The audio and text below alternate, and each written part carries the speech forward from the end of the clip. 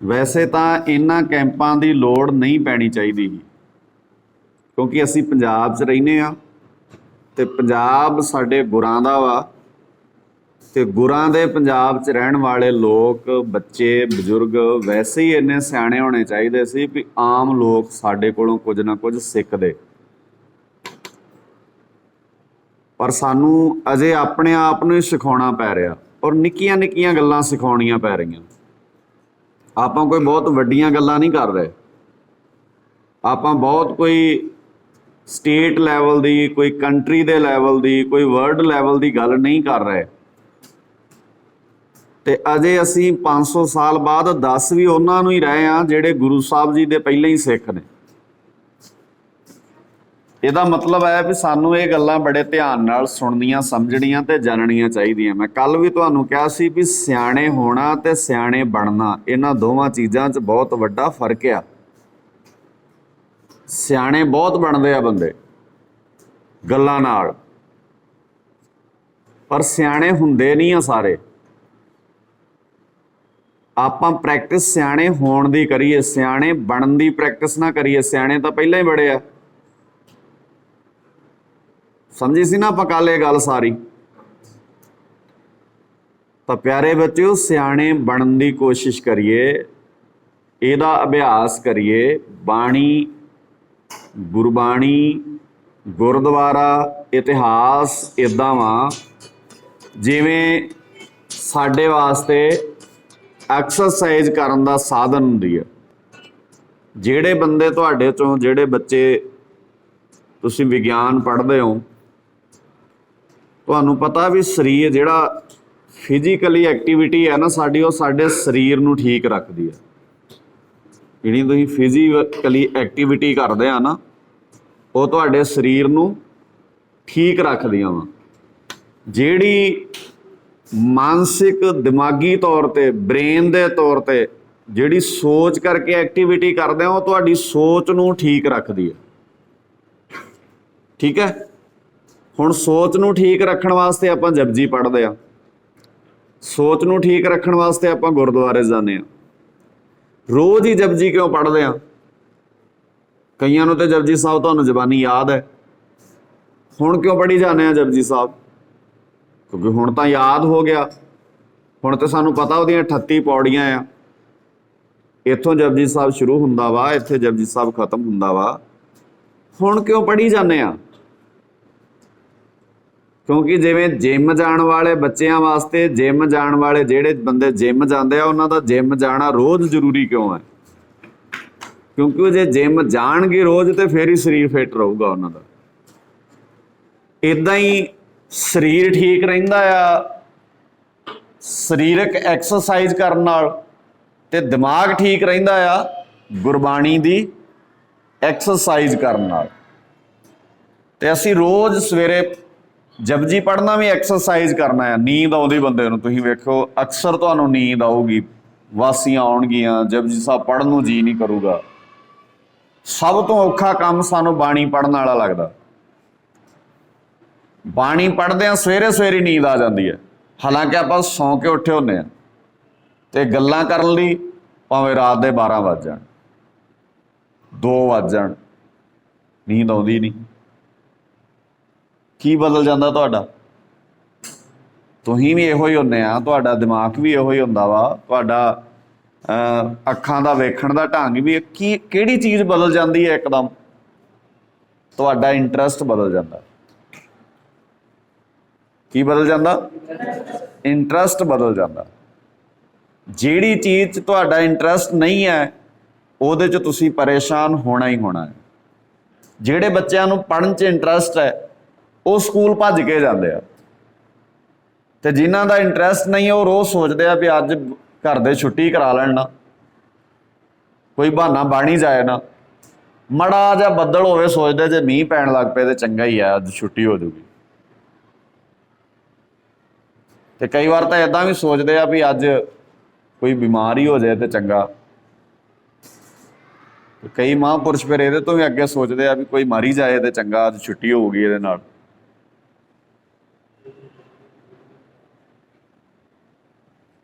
समझते हो गल? कईयां बच्चों नूं इस क्लास च बह के गल बड़ी प्यारी लग रही है, समझ रहे आ, सुन रहे आ, ते कईयां नूं बहुत औखा लगदा, पर जदों खाण वाली चीज़ कोई आउंदी है फिर उन्हां नूं बड़ा वधिया लगदा भी कैंप बहुत वधिया है। इंटरस्ट है ना अपना अपना, सारिਆਂ ਦੀ मैं गल नहीं करदा, सारे इक्को ਜਿਹੇ नहीं हुंदे। ਹੁਣ ਜੇ ਤੁਹਾਨੂੰ ਕਹੀਦਾ ਵੀ ਤੁਸੀਂ ਸ਼ਰਾਰਤਾਂ ਨਾ ਕਰੋ, ਤੁਸੀਂ ਸਾਰੇ ਥੋੜੀ ਸ਼ਰਾਰਤਾਂ ਕਰਦੇ ਆ ਨਾ, ਤੁਸੀਂ ਸਾਰੇ ਹੀ ਰੌਲਾ ਪਾਉਂਦੇ ਆ। ਉਹ ਕਿੰਨੇ ਆ? 2 3 4 ਵੱਧ ਤੋਂ ਵੱਧ। ਔਰ ਤੁਹਾਡਾ ਸਰਕਲ ਆ, ਤੁਹਾਡੇ ਦੋਸਤ ਆ, ਉਹ ਤੁਸੀਂ ਨਾਲ ਰਲ ਜਾਂਦੇ ਆ, ਫਿਰ ਆਪਾਂ ਸਾਰੇ ਇੱਕੋ ਜਿਹੇ ਹੋ ਜਾਂਦੇ ਆ।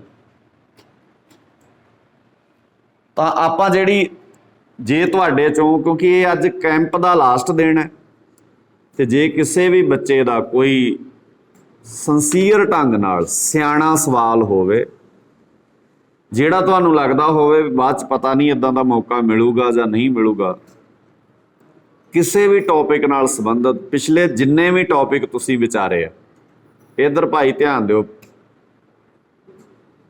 ਸਵਾਲ ਕਰਨ ਲਈ ਵੀ ਸਲਾਹ ਨਹੀਂ ਕਰਨੀ। ਜਦੋਂ ਸਲਾਹ ਕਰੋਗੇ ਫਿਰ ਤੁਹਾਡਾ ਸਵਾਲ ਨਹੀਂ ਹੋਣਾ। ਉਹ ਜਿਹੜਾ ਸਵਾਲ ਹੈਗਾ ਨਾ ਉਹ ਸਿੱਧਾ ਕਰੋ, ਮੇਰੇ ਨਾਲ ਗੱਲ ਕਰੋ ਵੀ ਆਹ ਵੀਰ ਜੀ ਸਾਡਾ ਸਵਾਲ ਆ। ਮੈਂ ਜੇ ਸਵਾਲ ਦਾ ਨਾਂ ਲਿਆ ਤੇ ਕਈ ਸਲਾਹ ਕਰਨ ਲੱਗ ਪਏ ਤੁਸੀਂ ਵੀ ਕਿਹੜਾ ਸਵਾਲ ਕਰੀਏ, ਫਿਰ ਸਲਾਹ ਕਰਕੇ ਕਿਹੜਾ ਸਵਾਲ ਹੋਊਗਾ। ਹਾਂਜੀ, ਜੇ ਕਿਸੇ ਦਾ ਕੋਈ ਸਵਾਲ ਹੈ, ਜਿੰਨੇ ਟੌਪਿਕਾਂ ਤੇ ਆਪਾਂ ਹੁਣ ਤੱਕ ਗੱਲ ਕੀਤੀ ਹੈ ਉਹਦੇ ਤੇ ਤੁਸੀਂ ਸਵਾਲ ਕਰ ਸਕਦੇ ਹੋ, ਨਹੀਂ ਤੇ 2-4 ਗੱਲਾਂ ਆ ਜਿਹੜੀਆਂ ਫਿਰ ਮੈਂ ਤੁਹਾਡੇ ਨਾਲ ਕਰਨੀਆਂ। ਉਹ ਤੋਂ ਪਹਿਲਾਂ ਕਿਸੇ ਵੀ ਵੀਰ ਦਾ, ਕਿਸੇ ਵੀ ਮੇਰੀ ਭੈਣ ਦਾ, ਕਿਸੇ ਬੱਚੇ ਦਾ ਕੋਈ ਸਵਾਲ ਹੋਵੇ, ਜਿੰਨੇ ਵੀ ਟੌਪਿਕਾਂ ਤੇ ਆਪਾਂ ਪਿਛਲੇ ਪੀਰੀਅਡਾਂ ਦੌਰਾਨ ਗੱਲ ਕੀਤੀ ਹੈ, ਭਾਵੇਂ ਉਹ ਰਹਿਤ ਮਰਿਆਦਾ ਹੋਵੇ, ਭਾਵੇਂ ਉਹ ਬਾਣੀ ਹੋਵੇ, ਭਾਵੇਂ ਉਹ ਇਤਿਹਾਸ ਹੋਵੇ, ਭਾਵੇਂ ਉਹ ਸਮਾਜਿਕ ਤੌਰ ਤੇ ਕੋਈ ਗੱਲ ਹੋਵੇ।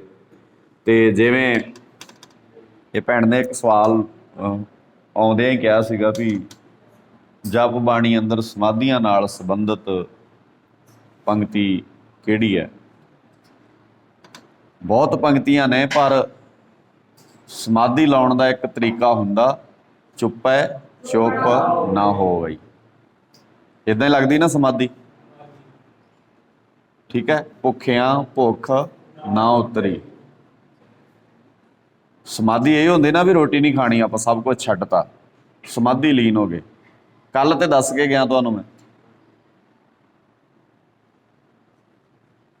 ਕੁਛ ਚੀਜ਼ਾਂ ਨੂੰ ਨਾ ਬੜੇ ਧਿਆਨ ਨਾਲ ਬੱਚਿਓ ਸਮਝਿਆ ਕਰੋ। ਮੈਂ ਇਹ ਰਿਕੁਐਸਟ ਤੁਹਾਨੂੰ ਤਾਂ ਕਰ ਰਿਹਾ, ਮੇਰਾ ਮੰਨਣਾ ਇਹ ਹੈ ਵੀ ਜਿਹੜੇ ਤੁਸੀਂ ਹੋ ਸਕਦਾ ਸਾਰੇ ਬੱਚੇ ਕੁਝ ਨਾ ਕੁਝ ਕੈਂਪ 'ਚੋਂ ਸਿੱਖਣਗੇ, ਸਿੱਖਦੇ ਹੀ ਆ, ਪਰ ਤੁਸੀਂ ਜ਼ਿਆਦਾ ਸਿੱਖ ਸਕਦੇ ਹੋ। ਅੱਛਾ, ਹਰ ਬੱਚਾ ਤੁਹਾਨੂੰ ਕਾਪੀ ਵੀ ਕਰੂਗਾ, ਕਿਉਂਕਿ ਤੁਹਾਡੇ ਤੋਂ ਥੱਲੇ ਵਾਲੇ ਆ ਨਾ ਸਾਰੇ, ਤੇ ਜਿਹੜੀਆਂ ਹਰਕਤਾਂ ਤੁਹਾਡੀਆਂ ਹੋਣਗੀਆਂ, ਜਿਸ ਤਰ੍ਹਾਂ ਦੀਆਂ ਵੀ ਤੁਸੀਂ ਕਰੋਗੇ, ਤੁਹਾਡੇ ਤੋਂ ਥੱਲੇ ਵਾਲੇ ਤੁਹਾਨੂੰ ਕਾਪੀ ਕਰਨਗੇ। ਜੇ ਤੁਸੀਂ ਥੋੜੇ ਜਿਹੇ ਸਿਆਣੇ ਹੋ ਜਾਓਗੇ, ਸੰਸੀਅਰ ਗੱਲਾਂ ਕਰੋਗੇ, ਚੰਗੀਆਂ ਗੱਲਾਂ ਕਰੋਗੇ, ਤੇ ਛੋਟੇ ਬੱਚੇ ਵੀ ਤੁਹਾਡੇ ਨਾਲ ਸੰਸੀਅਰ ਹੋ ਕੇ ਗੱਲਾਂ ਕਰਨਗੇ।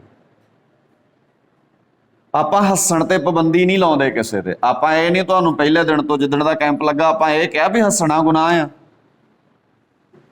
ਆਪਾਂ ਤੇ ਆਪ ਵੀ ਹੱਸਦੇ ਆ ਤੁਹਾਡੇ ਨਾਲ।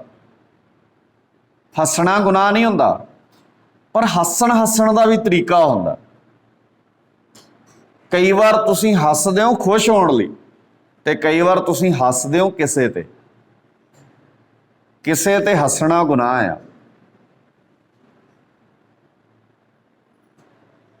ਹੁਣ ਦੋਵਾਂ ਤਰੀਕਿਆਂ 'ਚ ਜਾਇਆ ਤੇ ਹੱਸਿਆ ਹੀ ਜਾ ਰਿਹਾ ਨਾ, ਪਰ ਇੱਕ ਹੱਸਣਾ ਠੀਕ ਹੈ, ਇੱਕ ਹੱਸਣਾ ਗਲਤ ਹੈ।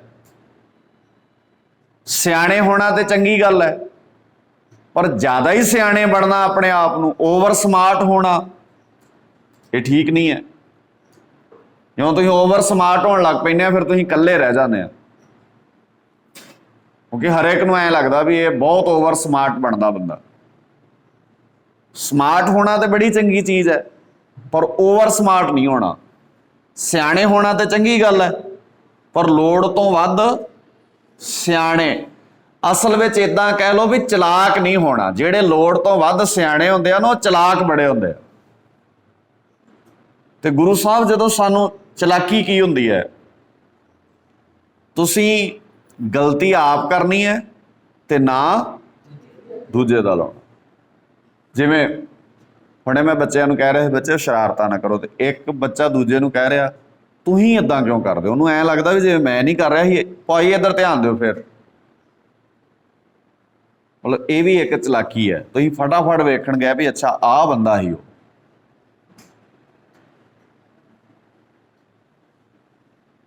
ਇਹ ਛੱਡ ਦੋ। ਮੈਂ ਐਗਜ਼ਾਮਪਲ ਦੇ ਰਿਹਾ, ਕਿਸੇ ਇੱਕ ਬੰਦੇ ਨੂੰ, ਦੋ ਚਾਰ ਨੂੰ ਨਹੀਂ ਦੱਸ ਰਿਹਾ, ਮੈਂ ਇੱਕ ਐਗਜ਼ਾਮਪਲ ਦੇ ਰਿਹਾ। ਆਪਾਂ ਇਹ ਤਾਂ ਛੋਟੀ ਜੀ ਗੱਲ ਆ ਨਾ, ਇਹ ਕਲਾਸ ਆ ਇਕੱਲੀ। ਆਪਾਂ ਇਸ ਲਾਈਫ ਨਾਲ ਜ਼ਿੰਦਗੀ ਚੱਲਣੀ ਸਾਡੀ, ਇਹ ਸਾਡੀ ਲਾਈਫ ਦਾ ਸਟਾਈਲ ਬਣ ਜਾਣਾ। ਪਤੀ ਪਤਨੀ ਦੀ ਕਿਉਂ ਨਹੀਂ ਬਣਦੀ ਅੱਜ ਕੱਲ? ਦੋਵੇਂ ਓਵਰ ਸਮਾਰਟ ਨੇ। ਮਾਂ ਪੁੱਤ ਦੀ ਕਿਉਂ ਨਹੀਂ ਬਣਦੀ? ਦੋਵੇਂ ਓਵਰ ਸਮਾਰਟ ਨੇ। ਨੌ ਸੱਸ ਦੀ ਕਿਉਂ ਨਹੀਂ ਬਣਦੀ? ਦੋਵੇਂ ਓਵਰ ਸਮਾਰਟ ਨੇ। ਮਾਵਾਂ ਧੀਆਂ ਦੀ ਨਹੀਂ ਬਣਦੀ ਅੱਜ ਕੱਲ, ਕਿਉਂਕਿ ਦੋਵੇਂ ਓਵਰ ਸਮਾਰਟ ਨੇ। ਸਮਾਰਟ ਹੋਣਾ ਮਾੜੀ ਗੱਲ ਨਹੀਂ ਹੈ, ਸਿਆਣੇ ਹੋਣਾ ਮਾੜੀ ਗੱਲ ਨਹੀਂ ਹੈ। ਅੱਜ ਹਰ ਰਿਸ਼ਤਾ, ਕੋਈ ਰਿਸ਼ਤਾ ਹੋਵੇ, ਉਸ ਰਿਸ਼ਤੇ 'ਚ ਰਸ ਕਿਉਂ ਨਹੀਂ ਰਹਿ ਗਿਆ? ਰਿਸ਼ਤੇ ਦਾ ਅਸਲ ਅਰਥ ਹੁੰਦਾ ਵਾ ਜਿਹਦੇ 'ਚ ਰਸ ਆਵੇ। ਹਰ ਰਿਸ਼ਤਾ ਬੜਾ ਸਵਾਦਲਾ ਹੁੰਦਾ, ਭਾਵੇਂ ਉਹ ਭੈਣ ਭਰਾ ਦਾ ਰਿਸ਼ਤਾ ਹੋਵੇ, ਭਾਵੇਂ ਉਹ ਮਾਂ ਧੀ ਦਾ ਰਿਸ਼ਤਾ ਹੋਵੇ, ਭਾਵੇਂ ਉਹ ਧੀ ਤੇ ਪਿਓ ਦਾ ਰਿਸ਼ਤਾ ਹੋਵੇ। ਬੜੇ ਪਿਆਰੇ ਰਿਸ਼ਤੇ ਆਏ। ਪਰ ਅਸੀਂ ਕੀ ਕਰਦੇ ਹਾਂ? ਅਸੀਂ ਓਵਰ ਸਮਾਰਟ ਬਣਨ ਦੀ ਕੋਸ਼ਿਸ਼ ਕਰਦੇ ਹਾਂ ਸਾਰੇ। ਸਾਡੇ ਦਿਮਾਗ 'ਚ ਪਤਾ ਨਹੀਂ ਇਹ ਕੀੜਾ ਕਿੱਥੋਂ ਬਹਿ ਗਿਆ। ਸਾਨੂੰ ਹਮੇਸ਼ਾ ਐਂ ਲੱਗਦਾ ਮੈਨੂੰ ਇਹਦੇ ਨਾਲੋਂ ਜ਼ਿਆਦਾ ਪਤਾ ਹੈ, ਮੈਂ ਇਹਦੇ ਨਾਲੋਂ ਜ਼ਿਆਦਾ ਸਿਆਣਾ ਆ, ਜ਼ਿਆਦਾ ਸਿਆਣੀ ਆ। ਬਸ ਇਹ ਖਤਰਨਾਕ ਗੱਲ ਹੈ। ਇਹਨੂੰ ਗੁਰੂ ਸਾਹਿਬ ਕਹਿੰਦੇ ਚਲਾਕੀ, ਤੇ ਇਹਨੂੰ ਗੁਰੂ ਸਾਹਿਬ ਬਾਣੀ 'ਚ ਕਹਿੰਦੇ ਆ ਛੱਡ ਦੇ। ਮੈਨੂੰ ਦੱਸਿਓ, ਗੁਰੂ ਨਾਨਕ ਸਾਹਿਬ ਪਾਤਸ਼ਾਹ ਵਰਗਾ ਦੁਨੀਆ ਤੇ ਕੋਈ ਮਹਾਨ ਹੋਊਗਾ? ਨਹੀਂ ਹੋਣਾ ਨਾ। ਕਿੰਨੇ ਮਹਾਨ ਨੇ ਗੁਰੂ ਨਾਨਕ ਸਾਹਿਬ ਜੀ, ਪਰ ਗੁਰੂ ਨਾਨਕ ਸਾਹਿਬ ਜੀ ਨੇ ਗੁਰੂ ਗ੍ਰੰਥ ਸਾਹਿਬ 'ਚ ਕਿਤੇ ਆਪਣੇ ਆਪ ਨੂੰ ਮਹਾਨ ਕਿਹਾ?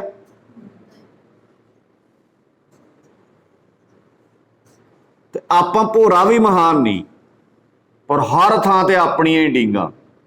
ਮੈਂ ਐ, ਆਪਾਂ ਏਦਾਂ, ਆਪਾਂ ਏਦਾਂ, ਆਪਾਂ ਸ਼ਦਾਈ ਬਣਾ ਦੇਈਦਾ ਕਿਸੇ ਨੂੰ, ਆਪਾਂ ਏਦਾਂ ਝੂਠ ਬੋਲਿਆ ਕਿਸੇ ਨੂੰ ਪਤਾ ਨਹੀਂ ਲੱਗਣ ਦਿੱਤਾ, ਆਪਾਂ ਉੱਥੇ ਗਏ ਖਾਣ ਵਾਲੀ ਚੀਜ਼ ਦੀਆਂ ਨੇਰੀ। ਕੀ ਹੈ? ਕਿਹਨੂੰ ਸਮਾਰਟ ਕਹਿ ਰਹੇ ਹੋ ਤੁਸੀਂ?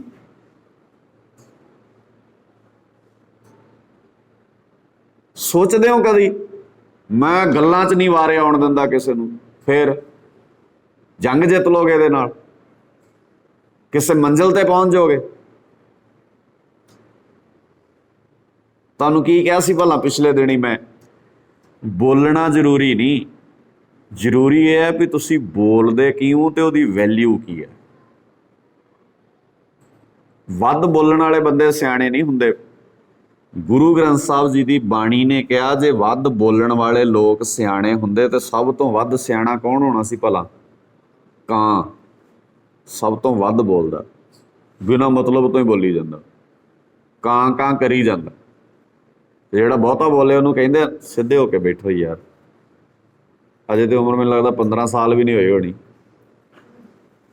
ਆਵੇ ਇੱਥੇ ਜੇ ਆ ਅਗਲੇ ਬੰਨੇ ਵਾਲਾ ਬੈਂਚ ਨਾ ਹੋਵੇ ਤੇ ਫਿਰ ਕਿੱਥੇ ਆਣ ਕੇ ਤੁਹਾਡਾ ਸਿਰ ਲੱਗੇ ਭਲਾ? ਅਜੇ ਜਵਾਨੀ ਆਉਣੀ ਆ, ਤੁਸੀਂ ਤਾਂ ਬਚਪਨ ਤੋਂ ਸਿੱਧਾ ਬੁਢੇਪੇ 'ਚ ਦਾਖਲ ਹੋ ਗਏ।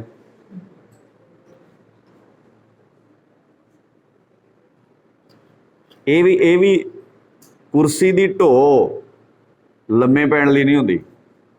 ਵੇਖਿਆ ਨਾ ਕਈ ਬੰਦਿਆਂ ਨੂੰ ਕੁਰਸੀ ਤੇ ਐਂ ਬਹਿਣਗੇ ਆਕੜ ਕੇ।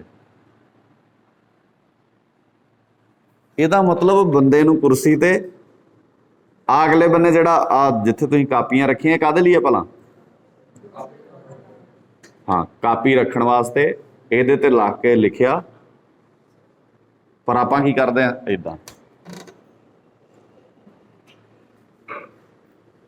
अच्छा ਉਹ ਭਾਈ ਇਹਦੇ ਤੋਂ ਵੀ ਗਾਂਹ ਲੰਘ ਗਿਆ ਉਹ ਹੈ।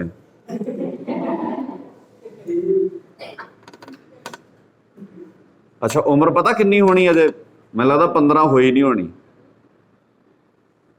ਨਿਆਣੇ ਆ ਨਾ ਜਿਹੜੇ ਨਿਆਣੇ ਬਿਮਾਰ ਨਹੀਂ ਹੁੰਦੇ ਕਦੇ ਵੀ। ਛੋਟੇ ਬੱਚੇ ਕਦੀ ਬਿਮਾਰ ਨਹੀਂ ਹੁੰਦੇ। ਪਤਾ ਕਿਉਂ ਨਹੀਂ ਹੁੰਦੇ? ਕਿਉਂਕਿ ਐਕਟਿਵ ਬਹੁਤ ਹੁੰਦੇ ਆ, ਕਰੀ ਜਾਂਦੇ ਕੁਛ ਨਾ ਕੁਛ। ਰੋਟੀ ਖਾ ਲਈ, ਸੋਫੇ ਤੇ ਚੜ ਗਏ, ਨੱਚ ਲਿਆ, ਇੱਧਰ ਨੂੰ ਚਲੇ ਗਏ, ਇੱਧਰ ਨੂੰ। ਮਾਵਾਂ ਨੂੰ ਕਹਿਣਾ ਪੈਂਦਾ ਵੀ ਬਹਿ ਜਾਓ 2 ਮਿੰਟ ਕਿਤੇ, ਉਹ ਬਹਿੰਦੇ ਹੀ ਨਹੀਂ। ਤੇ ਆਪਾਂ ਨੂੰ ਕਹਿਣਾ ਪੈਂਦਾ ਹਿੱਲ ਲਿਆ ਕਰੋ ਮਾੜੇ ਮੋਟੇ ਕਿਤੇ। ਇਸੇ ਕਰਕੇ ਅੱਜ ਕੱਲ 15 ਸਾਲ ਤੋਂ ਬਾਅਦ ਸਾਨੂੰ ਥੋਕ 'ਚ ਹੀ ਬਿਮਾਰੀਆਂ ਮਿਲਦੀਆਂ, ਥੋਕ 'ਚ ਹੀ। ਨਿੱਕੇ ਨਿੱਕੇ ਬੱਚਿਆਂ ਨੂੰ ਹੀ ਪਤਾ ਨਹੀਂ ਕਿੰਨੀਆਂ। ਸਿਰ ਪੀੜ, ਮੈਨੂੰ ਅਜੇ ਤੱਕ ਨਹੀਂ ਪਤਾ ਵੀ ਸਿਰ ਪੀੜ ਦਾ ਮਤਲਬ ਕੀ ਹੁੰਦਾ। ਤੇ ਨਿੱਕੇ ਨਿੱਕੇ ਨਿਆਣੇ, ਛੋਟੇ ਛੋਟੇ ਜਵਾਕ, ਕਿਉਂਕਿ ਤੁਸੀਂ ਐਕਟਿਵ ਨਹੀਂ ਆ। ਸਮਝਦੇ ਹੋ ਗੱਲ ਮੇਰੀ? ਗੁੱਸਾ ਆਉਂਦਾ ਮੇਰੇ ਤੇ? ਕੋਈ ਨਹੀਂ ਆਉਂਦਾ ਤੇ ਆਈ ਜਾ, ਫਿਰ ਮੈਂ ਕੀ ਕਰ ਸਕਦਾ ਹੁਣ। ਪਰ ਬੱਚਿਓ ਤੁਹਾਡੇ ਭਲੇ ਦੀਆਂ ਗੱਲਾਂ ਵਾ। ਅੱਜ ਤੇ ਆਉਂਦਾ ਹੋ ਗੁੱਸਾ ਤੁਹਾਨੂੰ ਕਈਆਂ ਨੂੰ ਮੇਰੇ ਤੇ ਵੀ ਇਹ ਵੀਰ ਜੀ ਐਵੇਂ ਜਾਣ ਕੇ ਨਾ, ਕਈਆਂ ਨੂੰ ਐਂ ਲੱਗਦਾ ਹੋਣਾ ਵੀ ਸਾਡੀ ਬੇਇੱਜ਼ਤੀ ਕਰਦੇ ਆ। ਪੁੱਤ ਤੁਸੀਂ, ਤੁਹਾਡੇ ਨਾਲ ਮੇਰਾ ਕੋਈ ਵੈਰ ਹੈ? ਅੱਜ ਤੋਂ ਪਹਿਲਾਂ ਆਪਾਂ ਮਿਲੇ ਕਦੀ? ਫਿਰ ਮੈਂ ਕਿਉਂ ਕਿਸੇ ਨੂੰ ਨੀਵਾਂ ਵਿਖਾਊਂਗਾ? ਕੀ ਮਜਬੂਰੀ ਹੈ ਮੇਰੀ? ਮੈਂ ਕਿਉਂ ਬੇਇੱਜ਼ਤੀ ਕਰੂੰਗਾ ਕਿਸੇ ਦੀ? ਤੁਹਾਡੇ ਨਾਲ ਕੋਈ ਦੁਸ਼ਮਣੀ ਨਹੀਂ। ਆਪਾਂ ਕੋਈ ਵੋਟਾਂ 'ਚ ਨਹੀਂ ਖਲੋਤੇ ਵੀ ਤੁਹਾਨੂੰ ਵੋਟਾਂ ਨਾ ਪੈਣ ਤੇ ਮੈਨੂੰ ਪੈ ਜਾਣ। ਇਹ ਵੀ ਆਪਣਾ ਮਸਲਾ ਕੋਈ ਨਹੀਂ। ਪਤਾ ਨਹੀਂ ਇਸ ਕੈਂਪ ਤੋਂ ਬਾਅਦ 'ਚ ਆਪਾਂ ਕਦੀ ਮਿਲਣਾ ਜਾਂ ਨਹੀਂ ਮਿਲਣਾ, ਹੋ ਸਕਦਾ ਕਦੀ ਮਿਲੀਏ ਹੀ ਨਾ ਆਪਾਂ ਜ਼ਿੰਦਗੀ 'ਚ। ਕਿਉਂ ਕਿਸੇ ਨੂੰ ਨੀਵਾਂ ਉੱਚਾ ਵਿਖਾਉਣਾ ਹੋਊਗਾ ਆਪਾਂ ਨੇ? ਪਰ ਜੇ ਕੋਈ ਕਿਸੇ ਬੰਦੇ ਨੂੰ ਇਦਾਂ ਲੱਗਦਾ ਤਾਂ ਇਹਦਾ ਮਤਲਬ ਆ ਵੀ ਉਹ, ਹੁਣ ਜਿਹੜਾ ਬੰਦਾ ਬਿਮਾਰ ਹੁੰਦਾ ਨਾ, ਉਹਨੂੰ ਜਦੋਂ ਇੰਜੈਕਸ਼ਨ ਲੱਗਦਾ ਤਾਂ ਪੀੜ ਤਾਂ ਹੁੰਦੀ ਆ ਨਾ ਉਹਦੀ। ਤੇ ਜਦੋਂ ਟੀਕਾ ਲੱਗੇ ਤਾਂ ਡਾਕਟਰ ਨੂੰ ਕਹੇ ਵੀ ਇਹ ਡਾਕਟਰ ਮੇਰਾ ਦੁਸ਼ਮਣ ਹੈ, ਮੈਂ ਜਾਣ ਕੇ ਸੂਈਆਂ ਮਾਰੀ ਜਾਂਦਾ, ਮੇਰੇ ਜਾਣ ਕੇ ਨਹੀਂ ਮਾਰਦਾ। ਉਹ ਬਿਮਾਰ ਹੋ ਤੁਸੀਂ ਤਾਂ ਮਾਰਦਾ, ਤੇ ਡਾਕਟਰ ਤੁਹਾਡਾ ਭਲਾ ਚਾਹੁੰਦਾ। ਕਈ ਵਾਰ ਤੁਹਾਡਾ ਹੱਥ ਪੈਰ ਏਦਾਂ ਚੜ ਜਾਂਦਾ ਨਾ, ਗੁੱਟ ਠੁੱਕ ਜਾਂਦਾ, ਕਈ ਵਾਰ ਗਿੱਟਾ ਚੜ ਜਾਂਦਾ, ਤੇ ਉਹਨੂੰ ਠੀਕ ਕਰਾਉਣ ਲਈ ਕੀ ਕਰਨਾ ਪੈਂਦਾ ਭਲਾ? ਮਾਲਿਸ਼। ਤੇ ਮਾਲਿਸ਼ ਵਾਲਾ ਜਾਨ ਕੱਢਦਾ ਨਾ ਇੱਕ ਵਾਰ, ਉਹ ਤੁਹਾਨੂੰ ਕਹਿੰਦਾ ਵੀ ਮੂੰਹ ਪਰੇ ਨੂੰ ਕਰ, ਕਿਉਂਕਿ ਉਹਨੂੰ ਪਤਾ ਵੀ ਜੇ ਮਾੜਾ ਜਿਹਾ ਇਹਦਾ ਹੱਥ ਪੈਰ ਲਾਇਆ ਨਾ, ਇਹਨੇ ਤੜਫਣਾ ਬਹੁਤ ਹੈ। ਤੁਸੀਂ ਮੂੰਹ ਮਾੜਾ ਜਿਹਾ ਉਹ ਜ਼ੋਰ ਨਾਲ ਐ ਮਲ ਦਿੰਦਾ ਤੇ ਚੀਕ ਨਿਕਲ ਜਾਂਦੀ ਬੰਦੇ ਦੇ ਵੀ ਆਹ ਕੀ ਕਰਤਾ, ਪਰ ਉਹਨੇ ਮਾੜਾ ਨਹੀਂ ਕੀਤਾ। ਜੇ ਉਹ ਨਾ ਕਰੇ ਨਾ ਏਦਾਂ, ਤੇ ਤੁਹਾਡਾ ਗਿੱਟਾ, ਤੁਹਾਡਾ ਉਹ ਗੁੱਟ ਸਦਾ ਉਦਾਂ ਦਾ ਹੀ ਰਹਿ ਜਾਣਾ ਬਾਅਦ 'ਚ। ਤੇ ਜੇ ਇਦਾਂ ਕਿਤੇ ਮੇਰੇ ਵਰਗਾ ਬੰਦਾ ਤੁਹਾਨੂੰ ਕਲਾਸ ਲਾਉਂਦਿਆਂ ਤੁਹਾਡਾ ਗਿੱਟਾ ਹੱਥ ਮਰੋੜਦਾ, ਤੇ ਤੁਹਾਡੀਆਂ ਚੀਕਾਂ ਤਾਂ ਨਿਕਲਦੀਆਂ ਵੀ ਵੀਰ ਜੀ ਨੇ ਇਦਾਂ ਕਿਉਂ ਕੀਤਾ, ਬੇਇੱਜ਼ਤੀ ਕਿਉਂ ਕੀਤੀ। ਪਰ ਮੈਂ ਤੁਹਾਡੀ ਬੇਇੱਜ਼ਤੀ ਨਹੀਂ ਕੀਤੀ, ਤੁਹਾਨੂੰ ਮਾੜਾ ਨਹੀਂ ਕਿਹਾ। ਮੈਂ ਇਹ ਚਾਹੁੰਦਾ ਵੀ ਕੋਈ ਬੰਦਾ ਕੱਲ ਨੂੰ ਤੁਹਾਨੂੰ ਮਾੜਾ ਕਿਉਂ ਕਹੇ। ਆਪਾਂ ਕੈਂਪ ਇਸ ਕਰਕੇ ਲਾ ਰਹੇ ਹਾਂ ਵੀ ਤੁਸੀਂ ਆਪਣੀ ਕੁਆਲਿਟੀ ਨੂੰ ਇੰਨਾ ਖੂਬਸੂਰਤ ਬਣਾ ਲਓ। ਕੋਈ ਕਿਉਂ ਜੁਰਤ ਕਰੇ ਤੁਹਾਡੇ ਬਾਰੇ ਕੋਈ ਗੱਲ ਕਰਨ ਦੀ? ਆਪਾਂ ਕਰ ਲੈਂਦੇ ਹਾਂ ਇੱਥੇ ਬਹਿ ਕੇ ਜਿਹੜੀ ਗੱਲ ਹੈਗੀ ਹੈ। ਤੁਸੀਂ ਕੱਲ ਨੂੰ ਕਿਤੇ ਗਏ ਹੋ ਤੇ ਤੁਸੀਂ ਏਦਾਂ ਕੁਰਸੀ ਤੇ ਲਿਟੇ ਪਏ ਹੋ ਤੇ ਕੋਈ ਬੰਦਾ ਕਹੇ ਯਾਰ ਤੈਨੂੰ ਕੁਰਸੀ ਤੇ ਬਹਿਣਾ ਨਹੀਂ ਆਉਂਦਾ, ਇਹਦੇ ਨਾਲੋਂ ਚੰਗਾ ਆਪਾਂ ਸਿੱਖ ਲਈਏ। ਅੱਜ ਸਿੱਖੀ ਜਾ ਸਕਦੀ ਹੈ ਨਾ ਜਾਚ। ਐਕਟਿਵ ਰਹਿਣਾ ਸਿੱਖੋ। ਕਲਾਸ ਨੂੰ ਕਲਾਸ ਵਾਂਗ ਲਿਆ ਕਰੋ, ਨਾ ਕਲਾਸ ਵਿੱਚ ਤੁਹਾਡੀਆਂ ਬਾਹਾਂ ਅਗਲੇ ਬੰਨੇ ਲੱਗੀਆਂ ਹੋਣੀਆਂ ਚਾਹੀਦੀਆਂ ਤੇ ਨਾ ਤੁਹਾਡਾ ਲੱਕ ਮਗਰ। ਆ ਜਿਹੜੀ ਮਗਰਲੀ ਡੈਕਸ ਆ ਨਾ, ਜਿਹਦੇ ਨਾਲ ਤੁਹਾਡੇ ਲੱਕ ਲੱਗੇ ਆ, ਇਹ ਕਾਹਦੇ ਲਈ ਹੈ? ਤੁਹਾਡੀ ਢੋਹ ਲਾਉਣ ਲਈ ਨਹੀਂ ਆਏ। ਜਿਹੜਾ ਸਕੂਲ ਹੁੰਦਾ ਨਾ, ਸਕੂਲ, ਤਾਂ ਹੀ ਉੱਥੇ ਕੁਰਸੀ ਨਹੀਂ ਹੁੰਦੀ। ਹੁਣ ਐਵੇਂ ਥੋੜੀ ਬੰਦਿਆਂ ਨੇ, ਤੁਸੀਂ ਵੱਡੀਆਂ ਵੱਡੀਆਂ ਯੂਨੀਵਰਸਿਟੀਆਂ 'ਚ ਚੱਲ ਜਿਓ, ਕਾਲਜਾਂ 'ਚ ਚੱਲ ਜਿਓ, ਜਿਹੜੀ ਡੈਕਸ ਤੇ ਤੁਸੀਂ ਬਹਿਨੇ ਹੋ ਉਹਦੇ ਮਗਰਲੇ ਬੰਨੇ ਸਪੋਰਟ ਨਹੀਂ ਹੋਊਗੀ ਜੇ ਉਹ ਸੰਬੰਧਿਤ ਐਜੂਕੇਸ਼ਨ ਨਾਲ ਹੈ। ਕਿਉਂ ਨਹੀਂ ਹੋਊਗੀ ਭਲਾ? ਕਿਉਂਕਿ ਤੁਸੀਂ ਪੜ੍ਹਨ ਗਏ ਆ, ਆਰਾਮ ਕਰਨ ਨਹੀਂ ਗਏ। ਤੇ ਤੁਸੀਂ ਸੋਚਦੇ ਆ ਵੀ ਜਾਂ ਤਾਂ ਮਗਰ ਲੱਦਾ ਸਹਾਰਾ ਲਾ ਲਈਏ ਜਾਂ ਇਹਦਾ ਅਗਲੇ ਬੰਨੇ ਲਾ। ਜੇ ਮਗਰੋਂ ਗਾਹ ਹੋਣੇ ਤੇ ਅਗਲੇ ਬੰਨੇ ਡਿੱਗ ਪੈਨੇ ਆ, ਜੇ ਅਗਲੇ ਬੰਨੇ ਅੱਕ ਜਾਂਦੇ ਏਦਾਂ ਫਿਰ ਮਗਰਲੇ ਬੰਨੇ ਡਿੱਗ ਪੈਨੇ। ਮਤਲਬ ਸਾਡਾ ਬੈਲੈਂਸ ਹੀ ਕੋਈ ਨਹੀਂ, ਜਾਂ ਧੱਕਾ ਗਾਹ ਨੂੰ ਲੱਗ ਜਾਂਦਾ ਜਾਂ ਪਛਾਣ ਨੂੰ ਲੱਗ ਜਾਂਦਾ। ਤੇ ਕਾਲਜ ਯੂਨੀਵਰਸਿਟੀ 'ਚ ਬਜ਼ੁਰਗ ਜਾਂਦੇ ਆ ਕਿ ਬੱਚੇ ਜਾਂਦੇ ਆ? ਯੰਗ ਹੀ ਜਾਂਦੇ ਆ। ਤੇ ਯੰਗ ਬੰਦੇ ਨੂੰ ਤਾਂ ਚਾਹੀਦਾ ਐ ਐਕਟਿਵ ਰਹੇ ਪੂਰਾ। ਔਰ ਤੁਸੀਂ ਇਹ ਗੱਲ ਮੇਰੀ ਨੋਟ ਕਰ ਲਿਓ, ਕਦੀ ਵੀ ਪੜ੍ਹਨ ਵਾਲੇ ਮਸਲੇ ਤੇ ਰੀੜ ਦੀ ਹੱਡੀ 'ਚ ਵਲ ਨਾ ਪੈਣ ਦਿਓ। ਤੁਹਾਨੂੰ ਕਈ ਵਾਰ ਐਂ ਲੱਗਦਾ ਨਾ ਵੀ ਯਾਦ ਨਹੀਂ ਹੁੰਦਾ ਮੈਨੂੰ ਜਾਂ ਮੈਂ ਪੜ੍ਹਦਾ। ਸਿੰਪਲ ਨੁਕਤਾ ਵਾ, ਜਦੋਂ ਵੀ ਪੜ੍ਹਨ ਬਹਿਣਾ, ਪੜ੍ਹਨ ਵੇਲੇ ਰੀੜ ਦੀ ਹੱਡੀ ਨੂੰ ਵਲ ਨਹੀਂ ਪੈਣ ਦੇਣਾ। ਤੁਹਾਡੀ ਐ ਹੱਡੀ ਨਹੀਂ ਹੋਣੀ ਚਾਹੀਦੀ, ਐ ਰੱਖੋ ਸਿੱਧੀ, ਸਵਾਲ ਹੀ ਪੈਦਾ ਨਹੀਂ ਹੁੰਦਾ ਤੁਹਾਨੂੰ ਨੀਂਦ ਆ ਜੇ। ਤੇ ਬਿਮਾਰੀਆਂ ਤੋਂ ਬਚ ਜਾਓਗੇ। ਪਰ ਬਹੁਤ ਔਖਾ, ਤੁਸੀਂ ਬਹਿ ਕੇ ਵੇਖੋ, ਤੁਸੀਂ 2-3 ਮਿੰਟਾਂ ਬਾਅਦ ਫਿਰ ਉੱਥੇ ਆ ਜਾਣਾ। ਐ ਪੂਰੇ ਐਕਟਿਵ ਹੋ ਕੇ ਬੈਠਿਆ ਕਰੋ, ਸਿੱਧੇ ਹੋ ਕੇ ਰੀੜ ਦੀ ਹੱਡੀ ਨੂੰ ਐ ਸਿੱਧੀ ਰੱਖੋ। ਸਾਡਾ ਇਸੇ ਕਰਕੇ ਕਈ ਵਾਰ ਉਹ ਤੂੰ ਗਾਂ ਨੂੰ ਅਮੜਾ ਜਾ ਮਗਰ ਧੱਕਾ ਕਿਉਂ ਲਾਈ ਜਾਂਦਾ, ਤੂੰ ਅੱਗੇ ਨੂੰ ਕਿਉਂ ਡਿੱਗੀ। ਸਾਡੀ ਸਾਰੀ ਕਲਾਸ ਕਈ ਵਾਰ ਇਹਦੇ ਤੇ ਲੰਘ ਜਾਂਦੀ। ਖੈਰ ਹੁਣ ਵੀ ਲੰਘ ਜਾਣੀ ਆਪਣੀ ਇਹਦੇ ਤੇ ਹੀ। ਤੇ ਮੈਂ ਚਾਹੁੰਦਾ ਆਪਾਂ ਅਗਲੀ ਗੱਲ ਜਿਹੜੀ ਹੈ, ਜੇ ਕਿਸੇ ਦਾ ਤੁਹਾਡਾ ਸਵਾਲ ਹੈ ਤੇ ਉਹ ਕਰ ਲਓ। ਤੁਹਾਨੂੰ ਸਮਝ ਲੱਗ ਗਿਆ ਸਵਾਲ? ਓਕੇ। ਕਿਸੇ ਹੋਰ ਮੇਰੇ ਵੀਰ ਦਾ, ਮੇਰੀ ਭੈਣ ਦਾ ਸਵਾਲ ਹੋਵੇ ਤੇ ਕਰ ਸਕਦੇ ਹੋ। ਜੇ ਨਹੀਂ ਕਰਨਾ ਤੇ ਆਪਾਂ ਇੱਕ ਟੌਪਿਕ ਤੇ ਗੱਲ ਕਰਨੀ ਹੈ, ਪਰ ਉਹਦੇ ਤੋਂ ਪਹਿਲਾਂ ਕੋਈ ਨਵਾਂ ਟੌਪਿਕ ਨਾ ਦਿਓ ਮੈਨੂੰ। ਸਮਝ ਗਏ ਨਾ ਮੇਰੀ ਗੱਲ? ਨਵਾਂ ਟੌਪਿਕ ਦੇਣ ਦਾ ਮਤਲਬ, ਹਾਂ, ਕੋਈ ਨਵਾਂ ਟੌਪਿਕ ਨਾ ਦਿਓ। ਆਪਣੇ ਕੋਲ ਟਾਈਮ ਨਹੀਂ ਹੈ ਵੀ ਮੈਂ ਤੁਹਾਡੇ ਨਵੇਂ ਟੌਪਿਕ ਤੇ ਚਰਚਾ ਕਰ ਸਕਾਂ। ਜੇ ਕਿਸੇ ਨੇ ਸਵਾਲ ਕਰਨਾ ਤੇ ਕਰ ਲਓ। ਹਾਂਜੀ, 10 ਦਾ 10 ਮਤਲਬ ਅੱਛਾ, ਦਾਸ ਦਾ, ਅੱਛਾ ਦਾਸ ਦਾ ਅਰਥ ਹੁੰਦਾ ਵਾ ਗੁਲਾਮ। ਦਾਸ ਮਤਲਬ ਗੁਲਾਮ। ਅਸਲ ਵਿੱਚ ਸਿੱਖ ਸਭਿਅਤਾ 'ਚ ਸਾਡੇ ਬੰਦੇ ਜਿਹੜੇ ਦਾਸ ਕਹਿੰਦੇ ਆ ਨਾ, ਉਹ ਅਸਲ 'ਚ ਗੁਰੂ ਸਾਹਿਬ ਦਾ ਗੁਲਾਮ ਕਹਿੰਦੇ ਆਪਣੇ ਆਪ ਨੂੰ, ਸਹੀ ਅਰਥਾਂ 'ਚ। ਪਰ ਅੱਜ ਇਹ ਸ਼ਬਦ ਜਿਹੜਾ ਵਾ ਉਹ ਕਈ ਵਾਰ ਇਸ ਗੱਲ ਦਾ ਪ੍ਰਤੀਕ ਬਣ ਗਿਆ ਵੀ ਬੰਦਾ ਦਾਸ ਕਹਿ ਕੇ ਵੀ ਹੰਕਾਰੀ ਹੋ ਰਿਹਾ। ਵੈਸੇ ਦਾਸ ਦਾ ਅਰਥ ਹੈ ਗੁਲਾਮ। ਬਾਣੀ 'ਚ ਦਾਸ ਸ਼ਬਦ ਜਦੋਂ ਆਉਂਦਾ ਜਾਂ ਬਾਣੀ ਦੇ ਸਭਿਅਤਾ ਨਾਲ ਜਦੋਂ ਵਰਤਦੇ ਆ ਤੇ ਉਹਦਾ ਅਰਥ ਆ ਦਾਸ। ਮੈਂ ਦਾਸ, ਯਾਨੀ ਕਿ ਮੈਂ ਦਾਸ ਗੁਰੂ ਸਾਹਿਬ ਜੀ ਦਾ ਗੁਲਾਮ ਹੈ। ਠੀਕ ਹੈ, ਹਾਂਜੀ। ਹੋਰ ਕਿਸੇ ਦਾ ਸਵਾਲ? ਛੇਤੀ ਟਾਈਮ ਘੱਟ ਖਰਾਬ ਕਰੀਏ ਆਪਾਂ।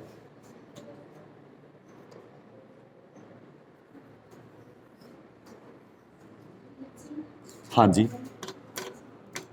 ਹਾਂ ਬੱਚੇ ਬੋਲੋ। ਹਾਂ ਦੱਸੋ, ਉੱਚੀ ਬੋਲ ਕੇ ਦੱਸ ਦੋ। ਲਿਖੇ ਹੋਏ ਆ ਤਾਂ ਬੋਲ ਕੇ ਦੱਸੋ, ਕੋਈ ਨਹੀਂ, ਬੋਲੋ। ਹਾਂ,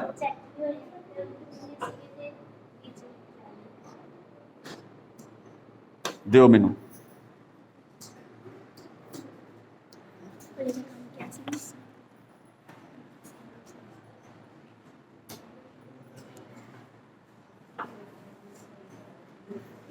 ਨਹੀਂ, ਇਹਦੇ ਚ ਸਵਾਲ ਕੀ ਹੈ ਬੱਚੇ? ਹਾਂ ਹਾਂ, ਅੱਛਾ ਲਿਖਿਆ ਨਹੀਂ ਤੁਸੀਂ ਉੱਥੇ? ਟਾਈਮ ਘੱਟ ਮਿਲਿਆ? ਚਲੋ ਕੋਈ ਨਹੀਂ ਬੱਚੇ, ਇਹ ਤਾਂ ਕਰ ਲਾਂਗੇ ਆਪਾਂ ਗੱਲ, ਪਰ ਕੋਸ਼ਿਸ਼ ਕਰਿਆ ਕਰੋ ਜਦੋਂ ਟਾਈਮ ਬੌਂਡਿੰਗ ਹੁੰਦੀ ਜਿੱਥੇ ਆਪਾਂ ਉਹਨੂੰ ਥੋੜਾ ਜਲਦੀ ਲਿਖੀਏ ਵੀ। ਕੋਈ ਨਹੀਂ, ਬੈਠੋ। ਹਾਂਜੀ, ਹੋਰ ਕਿਸੇ ਦਾ ਸਵਾਲ? ਕੋਈ ਨਹੀਂ,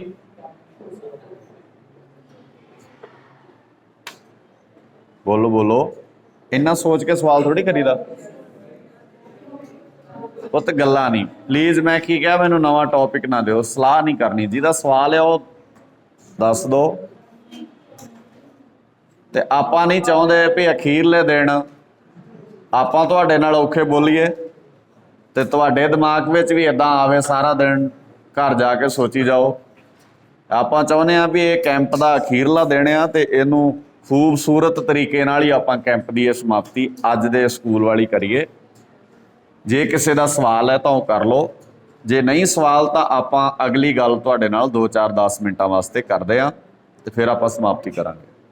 ਜਦੋਂ ਕੋਈ ਪੰਕਤੀ ਖਤਮ ਹੋ ਜਾਂਦੀ ਹੈ ਮਤਲਬ ਉਹ ਚੀਜ਼ੇ ਦੋ ਰਹਿੰਦੀਆਂ। ਰਾਈਟ, ਮੈਂ ਜਾਣ ਬੁੱਝ ਕੇ ਕੱਲ ਇਹ ਗੱਲ ਛੱਡੀ ਸੀ।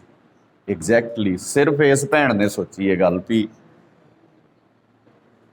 ਕੁਝ ਚੀਜ਼ਾਂ ਨਾ ਤੁਹਾਡੇ ਇਮਤਿਹਾਨ ਹੁੰਦਾ ਅਸਲ 'ਚ। ਮੈਂ ਕੱਲ ਸ਼ੁਰੂ ਕੀਤੀ ਸੀ ਨਾ ਇਹ ਗੱਲ ਤੇ ਮੈਂ ਜਾਣ ਕੇ ਛੱਡਦੀ ਸੀ ਵੀ ਭਲਾ ਕੋਈ ਪੁੱਛਦਾ ਵਾ ਕਿ ਨਹੀਂ। ਔਰ ਇਹ ਅੱਜ ਦੀ ਕਲਾਸ ਦਾ ਮਤਲਬ ਵੀ ਇਹ ਸੀ ਵੀ ਤੁਸੀਂ ਭਲਾ ਉੱਦਾਂ ਨਹੀਂ ਪੁੱਛਿਆ, ਪਰ ਇਹ ਸਪੈਸ਼ਲੀ ਕਲਾਸ ਸਵਾਲ ਵਾਲੀ ਹੈ ਵੀ ਹੁਣ ਤਾਂ ਪੁੱਛੂਗਾ ਕੋਈ। ਚੰਗੀ ਗੱਲ ਹੈ, ਵੈਰੀ ਗੁੱਡ ਬੱਚੇ। ਗੱਲਾਂ ਨੂੰ ਸਮਝਣਾ ਤੇ ਉਹਦੇ ਤੇ ਗੌਰ ਕਰਨਾ ਹੀ ਅਸਲ 'ਚ ਤੁਹਾਡੇ ਜੀਵਨ ਨੂੰ ਨਿਖਾਰੂਗਾ। ਨਿੱਕੀਆਂ ਚਿੱਕੀਆਂ ਚੀਜ਼ਾਂ ਨੂੰ ਬਰੀਕੀ ਨਾਲ ਲਿਆ ਕਰੋ। ਖੈਰ, ਸਵਾਲ ਜਿਹੜਾ ਕੱਲ ਆਪਾਂ ਛੱਡਿਆ ਸੀ ਅਧੂਰਾ, ਗੁਰਬਾਣੀ ਦੀ ਪੰਕਤੀ ਦੇ ਅਖੀਰ ਤੇ 2 ਡੰਡੀਆਂ ਹੁੰਦੀਆਂ ਤੇ ਗੁਰਬਾਣੀ ਗੁਰੂ ਸਾਹਿਬ ਜੀ ਦਾ ਜਿਹੜਾ ਲਿਖਣ ਦਾ ਢੰਗ ਹੈ ਨਾ, ਉਹਦੇ 'ਚ ਨਿੱਕੀ ਨਿੱਕੀ ਚੀਜ਼ ਦਾ ਵੀ ਮਤਲਬ ਹੈ। ਬਿਨਾਂ ਮਤਲਬ ਤੋਂ ਇੱਕ ਵੀ ਚੀਜ਼ ਹੈ ਨਹੀਂ ਉੱਥੇ, ਕਿਉਂਕਿ ਗੁਰੂ ਸਾਹਿਬ ਇੱਕ ਗ੍ਰੰਥ ਤਿਆਰ ਕਰ ਰਿਹਾ ਜਿਹੜਾ ਗ੍ਰੰਥ ਪੂਰੇ ਵਰਲਡ ਦੀ ਅਗਵਾਈ ਕਰੂਗਾ। ਆਹ ਗੱਲ ਮੇਰੀ ਧਿਆਨ ਨਾਲ ਨੋਟ ਕਰ ਲਿਓ, ਕਿਹਦੀ ਅਗਵਾਈ ਕਰੂਗਾ? ਪੂਰੇ ਵਰਲਡ ਦੀ। ਤੇ ਅੱਜ ਦੁਨੀਆ ਭਰ ਦੇ ਸਿਆਣੇ ਸਕੋਲਰਾਂ ਨੇ ਇਹ ਗੱਲ ਮੰਨ ਲਈ ਹੈ ਵੀ ਜੇ ਸਾਰੇ ਸੰਸਾਰ ਦੇ ਵਿੱਚ ਸ਼ਾਂਤੀ, ਸੁੱਖ ਵਾਲਾ ਤੇ ਖੁਸ਼ਹਾਲੀ ਵਾਲਾ ਮਾਹੌਲ ਚਾਹੀਦਾ ਤੇ ਸਾਨੂੰ ਸਾਰਿਆਂ ਨੂੰ ਗੁਰੂ ਗ੍ਰੰਥ ਸਾਹਿਬ ਜੀ ਦੀ ਬਾਣੀ ਲੋਕਾਂ ਤੱਕ ਪਹੁੰਚਾਉਣੀ ਪਊਗੀ। ਪਰਲਸ ਬਕ ਅਮਰੀਕਾ ਦੀ ਰਿਸਰਚਰ ਬੀਬੀ ਹੈ, ਮਤਲਬ ਟੌਪ ਦੇ ਸਿਆਣੇ, ਜਿਹੜਾ ਉਥੋਂ ਦੀ ਪਦਮ ਸ੍ਰੀ ਅਵਾਰਡੀ ਹੈ। ਉਹ ਨੋਬਲ ਪੁਰਸਕਾਰ ਮਿਲਿਆ ਉਸ ਬੀਬੀ ਨੂੰ। ਇਹਦਾ ਮਤਲਬ ਸਿਆਣੀ ਹੋਣੀ ਹੈ ਉਹ, ਆਮ ਬੰਦੇ ਨੂੰ ਤਾਂ ਨਹੀਂ ਮਿਲਦਾ ਇਹ ਪੁਰਸਕਾਰ ਜਿਵੇਂ ਇੱਥੇ ਪਦਮ ਸ੍ਰੀ ਮਿਲਦਾ ਕਿਸੇ ਨੂੰ।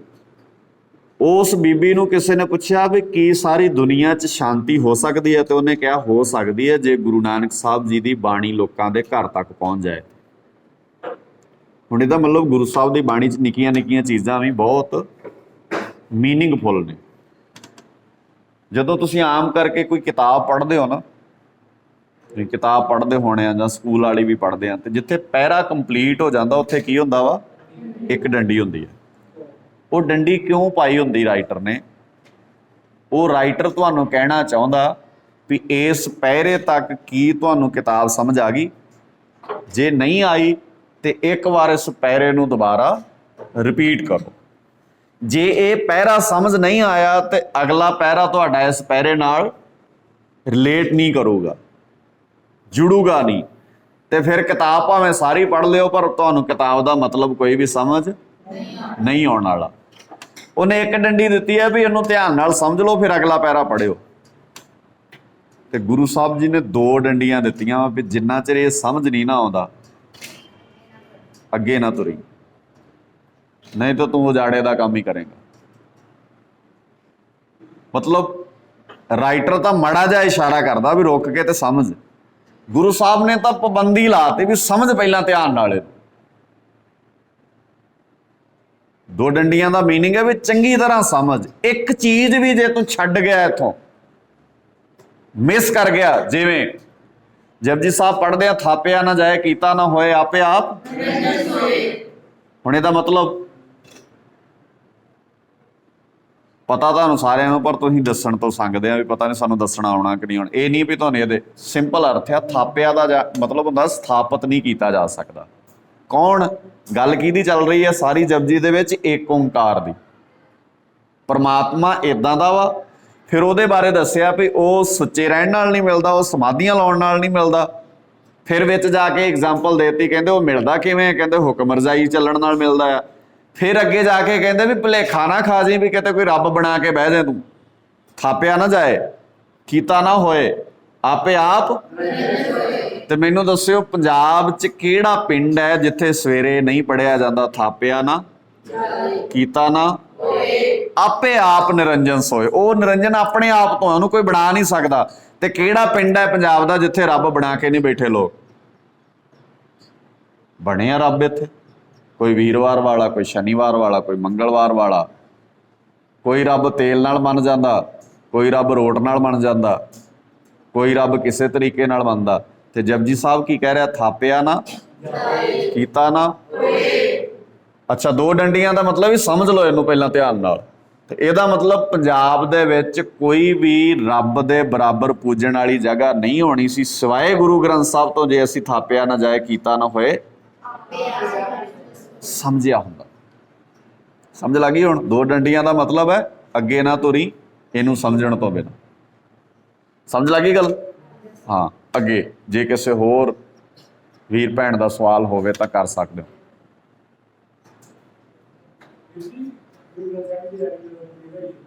ਗੁਰੂ ਗ੍ਰੰਥ ਸਾਹਿਬ ਦੀ 1604 ਵਿੱਚ। ਹਾਂ, ਗੁਰੂ ਗ੍ਰੰਥ ਸਾਹਿਬ। ਅੱਛਾ, ਦੋ ਚੀਜ਼ਾਂ ਵਾ ਬੱਚਿਓ, ਧਿਆਨ ਨਾਲ ਬੈਠ ਜਾਓ। 1604 ਵਿੱਚ ਗੁਰੂ ਗ੍ਰੰਥ ਸਾਹਿਬ ਜੀ ਦੀ ਸੰਪਾਦਨਾ ਹੋ ਗਈ, ਗੁਰੂ ਅਰਜਨ ਸਾਹਿਬ ਜੀ ਨੇ ਕੰਪਲੀਟ ਕਰਕੇ। ਤੇ ਗੁਰੂ ਗ੍ਰੰਥ ਸਾਹਿਬ ਜੀ ਦਾ ਪ੍ਰਕਾਸ਼ ਅੰਮ੍ਰਿਤਸਰ ਦੀ ਧਰਤੀ ਤੇ 1 ਸਤੰਬਰ 1604 ਨੂੰ ਕਰਤਾ। ਉਹਦੇ ਤੋਂ ਬਾਅਦ ਇਹਨੂੰ ਉਸ ਵੇਲੇ ਪੋਥੀ ਕਿਹਾ ਜਾਂਦਾ ਸੀ। ਤੇ ਗੁਰੂ ਸਾਹਿਬ ਸਰੀਰ ਕਰਕੇ ਆਪ ਅਜੇ ਉਦੋਂ ਵਿਚਰ ਰਹੇ ਆ। ਫਿਰ ਗੁਰੂ ਸਾਹਿਬ ਜੀ 6ਵੇਂ ਜਾਮੇ 'ਚ ਵਿਚਰੇ, 7ਵੇਂ 'ਚ, 8ਵੇਂ 'ਚ, 9ਵੇਂ 'ਚ, 10ਵੇਂ 'ਚ, ਤੇ ਫਿਰ 1708 ਵਿੱਚ 30 ਅਕਤੂਬਰ 1708 ਗੁਰੂ ਗ੍ਰੰਥ ਸਾਹਿਬ ਜੀ ਨੂੰ ਕੰਪਲੀਟ ਰੂਪ ਦੇ ਕੇ ਨੰਦੇੜ ਦੀ ਧਰਤੀ ਤੇ ਗੁਰੂ ਗੋਬਿੰਦ ਸਿੰਘ ਪਾਤਸ਼ਾਹ ਜੀ ਨੇ ਐਲਾਨੀਆ ਕਹਿਤਾ ਵੀ ਅੱਜ ਤੋਂ ਬਾਅਦ ਸਿੱਖਾਂ ਦਾ ਗੁਰੂ ਗੁਰੂ ਗ੍ਰੰਥ ਸਾਹਿਬ ਹੋਊਗਾ। ਤੇ ਨਾਲ ਸਾਡੇ ਇਤਿਹਾਸਕਾਰਾਂ ਨੇ ਉਸ ਵੇਲੇ ਇਸ ਗੱਲ ਨੂੰ ਇਤਿਹਾਸ 'ਚ ਦਰਜ ਕਰਤਾ। ਤੇ ਸਾਡੇ ਪੁਰਖਿਆਂ ਨੇ ਜਦੋਂ ਵਡੇਰਿਆਂ ਨੇ ਸਾਡਿਆਂ ਨੇ ਅਰਦਾਸ ਨੂੰ ਕੰਪਲੀਟ ਕੀਤਾ ਤਾਂ ਉਸ ਵੇਲੇ ਅਰਦਾਸ ਦੀ ਸਮਾਪਤੀ ਤੇ ਇੱਕ ਸ਼ਬਦ ਪੜ੍ਹਨਾ ਸ਼ੁਰੂ ਕਰਤਾ, ਇੱਕ ਦੋਹਰਾ ਪੜ੍ਹਨਾ ਸ਼ੁਰੂ ਕਰਤਾ। ਦੋਹਰਾ ਉਹ ਨਹੀਂ ਸਗਲ ਦੁਆਰ ਕੋ ਨਹੀਂ, ਅਰਦਾਸ ਵਾਲਾ ਦੋਹਰਾ। ਅਰਦਾਸ ਤੋਂ ਬਾਅਦ ਜਿਹੜਾ ਦੋਹਰਾ ਪੜ੍ਹਦੇ ਹੋ। ਹਾਂ, ਆਗਿਆ ਭਈ ਤਬੇ ਚਲਾਇਓ ਸਭ ਸਿੱਖਣ ਕੋ ਗੁਰੂ ਮਾਨਿਓ। ਸਿਰਫ ਤੇ ਸਿਰਫ ਗ੍ਰੰਥ ਨੂੰ ਗੁਰੂ ਮੰਨਣਾ, ਹੋਰ ਕਿਸੇ ਨੂੰ ਗੁਰੂ ਨਹੀਂ ਮੰਨਣਾ। ਗੁਰੂ ਗ੍ਰੰਥ ਜੀ ਮਾਨਿਓ ਪ੍ਰਗਟ ਗੁਰਾਂ ਕੀ ਦੇ। ਫਿਰ ਅੱਗੇ ਸ਼ਬਦ ਵਰਤਿਆ, ਜੋ ਪ੍ਰਭੂ ਕੋ। ਜੇ ਤੇਰਾ ਰੱਬ ਨੂੰ ਮਿਲਣ ਨੂੰ ਜੀ ਕਰਦਾ ਤੇ ਕਿੱਥੋਂ ਮਿਲੂਗਾ? ਖੋਜ ਕਿਸੇ ਬਾਬੇ ਕੋਲ, ਕਿਸੇ ਧਾਗੇ ਵਾਲੇ ਕੋਲ, ਕਿਸੇ ਜੋਤਾਂ ਵਾਲੇ ਕੋਲ ਜਾਣ ਦੀ ਲੋੜ ਨਹੀਂ ਆ। ਸ਼ਬਦ ਵਿੱਚੋਂ ਰੱਬ ਲੱਭੂਗਾ। ਤੇ ਉਹ ਸ਼ਬਦ ਪਲਾਸੌਰ ਵਿੱਚ ਵੀ ਹੈਗਾ, ਉਹ ਸ਼ਬਦ ਤਰਨ ਤਾਰਨ 'ਚ ਵੀ ਹੈਗਾ, ਉਹ ਸ਼ਬਦ ਲਾਗਲੇ ਪਿੰਡਾਂ 'ਚ ਵੀ ਹੈਗਾ। ਪਰ ਸਾਡੇ ਬੰਦੇ ਗੱਡੀਆਂ ਭਰ ਕੇ, ਟਰਾਲੀਆਂ ਭਰ ਕੇ ਰੱਬ ਲੱਭਣ ਹੋਰ ਥਾਵਾਂ ਤੇ ਜਾ ਰਹੇ ਤੇ ਪੜ੍ਹ ਕੀ ਰਿਹਾ? ਖੋਜ ਸ਼ਬਦ ਮੈਂ ਲੈ। ਇਹਦਾ ਮਤਲਬ ਨਹੀਂ ਸਮਝਿਆ ਧਿਆਨ ਨਾਲ। ਸੋ 1708 ਵਿੱਚ ਕੰਪਲੀਟ ਗੁਰਤਾ ਗੱਦੀ ਗੁਰੂ ਗ੍ਰੰਥ ਸਾਹਿਬ ਜੀ ਨੂੰ ਦੇ ਦਿੱਤੀ। ਜੋ ਪ੍ਰਭੂ ਕੋ ਮਿਲਵੋ ਚਾਹੇ ਖੋਜ ਸ਼ਬਦ ਮੈਂ ਲੈ। ਅੱਗੇ ਸ਼ਬਦ ਵਰਤਿਆ, ਰਾਜ ਕਰੇਗਾ ਆਕੀ ਰਹੇ ਨਾ। ਹੁਣ ਸਿੱਖਾਂ ਨੂੰ ਰਾਜ ਕਰਨ ਦਾ ਤਾਂ ਵੈਸੇ ਵੀ ਚੇਤਾ ਭੁੱਲ ਗਿਆ। ਤੁਹਾਨੂੰ ਇਦਾਂ ਨਹੀਂ ਕਦੀ ਲੱਗਦਾ ਵੀ ਅਸੀਂ ਕਦੀ ਰਾਜੇ ਵੀ ਹੋ ਸਕਦੇ ਹਾਂ, ਕਿਉਂਕਿ ਸਾਡੇ ਦਿਮਾਗ 'ਚੋਂ ਕੱਢਤੀਆਂ ਗੱਲਾਂ ਹੈ।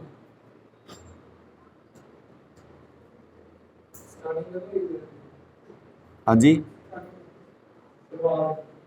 ਕਾਦੀ? ਹਾਂ, ਲਿਖਣ ਦੀ ਸਟਾਰਟਿੰਗ ਤਾਂ ਬੱਚੇ ਗੁਰੂ ਨਾਨਕ ਸਾਹਿਬ ਤੋਂ ਹੀ ਸ਼ੁਰੂ ਹੋ ਗਈ ਨਾ। ਗੁਰੂ ਨਾਨਕ ਤੋਂ ਪਿੱਛੇ ਚੱਲ ਜਾਓਗੇ ਤੇ ਬਾਬਾ ਫਰੀਦ ਜੀ ਨੇ ਆਪਣੇ ਵੇਲੇ ਬਾਣੀ ਲਿਖੀ। ਲਿਖਣ ਦਾ ਕੋਈ ਏਦਾਂ ਇੱਕ ਤਰੀਕ ਨਹੀਂ ਵੀ ਇਸ ਤਰੀਕ ਤੋਂ ਲਿਖਣਾ ਸ਼ੁਰੂ ਕੀਤਾ ਤੇ ਇਸ ਤਰੀਕ ਤੇ ਕੰਪਲੀਟ ਕਰਤਾ। ਕੰਪਲੀਟ ਤਰੀਕ ਮਿਲਣੀ ਹੈ। ਹਾਂ, ਸਟਾਰਟਿੰਗ ਤਾਂ ਗੁਰੂ ਨਾਨਕ ਸਾਹਿਬ ਜੀ ਨੇ ਆਪਣੇ ਵੇਲੇ ਲਿਖਿਆ, ਫਿਰ ਗੁਰੂ ਅੰਗਦ ਸਾਹਿਬ ਜੀ ਨੇ ਆਪਣੀ ਬਾਣੀ ਲਿਖੀ, ਗੁਰੂ ਅਮਰਦਾਸ ਜੀ ਨੇ ਆਪਣੀ ਬਾਣੀ ਲਿਖੀ, ਫਿਰ ਗੁਰੂ ਰਾਮਦਾਸ ਜੀ ਨੇ ਆਪਣੀ ਬਾਣੀ ਲਿਖੀ। ਅੱਗੇ ਦੇ ਅੱਗੇ ਗੁਰੂ ਨਾਨਕ ਸਾਹਿਬ ਜੀ ਜਦੋਂ ਜੋਤੀ ਜੋਤ ਸਮਾਏ ਤੇ ਆਪਣੀ ਬਾਣੀ ਸਮੇਤ ਭਗਤਾਂ ਦੇ ਜਿੰਨੀ ਬਾਣੀ ਉਹਨਾਂ ਕੋਲ ਸੀ ਉਹ ਗੁਰੂ ਅੰਗਦ ਸਾਹਿਬ ਜੀ ਨੂੰ ਦੇ ਗਏ। ਗੁਰੂ ਅੰਗਦ ਸਾਹਿਬ ਨੇ ਆਪਣੀ ਬਾਣੀ ਲਿਖੀ ਤੇ ਉਹਦੀ ਪੋਥੀ 'ਚ ਸੰਭਾਲ ਕਰ ਲਈ, ਉਹ ਬਾਣੀ ਜਾਣ ਲੱਗਿਆ ਗੁਰੂ ਅਮਰਦਾਸ ਜੀ ਨੂੰ ਦੇ ਗਏ। ਗੁਰੂ ਅਮਰਦਾਸ ਪਾਤਸ਼ਾਹ ਜੀ ਨੂੰ ਬਾਣੀ ਦੇ ਗਏ, ਉਹ ਗੁਰੂ ਰਾਮਦਾਸ ਜੀ ਨੂੰ ਦੇ ਗਏ। ਇਦਾਂ ਅੱਗੇ ਦੇ ਅੱਗੇ ਫਿਰ ਉਹ ਕੰਪਲੀਟ ਹੋਇਆ। ਹਾਂਜੀ, ਕਰੋ ਬੱਚੇ ਸਵਾਲ, ਇੰਨਾ ਸੋਚਦੇ ਕਿਉਂ?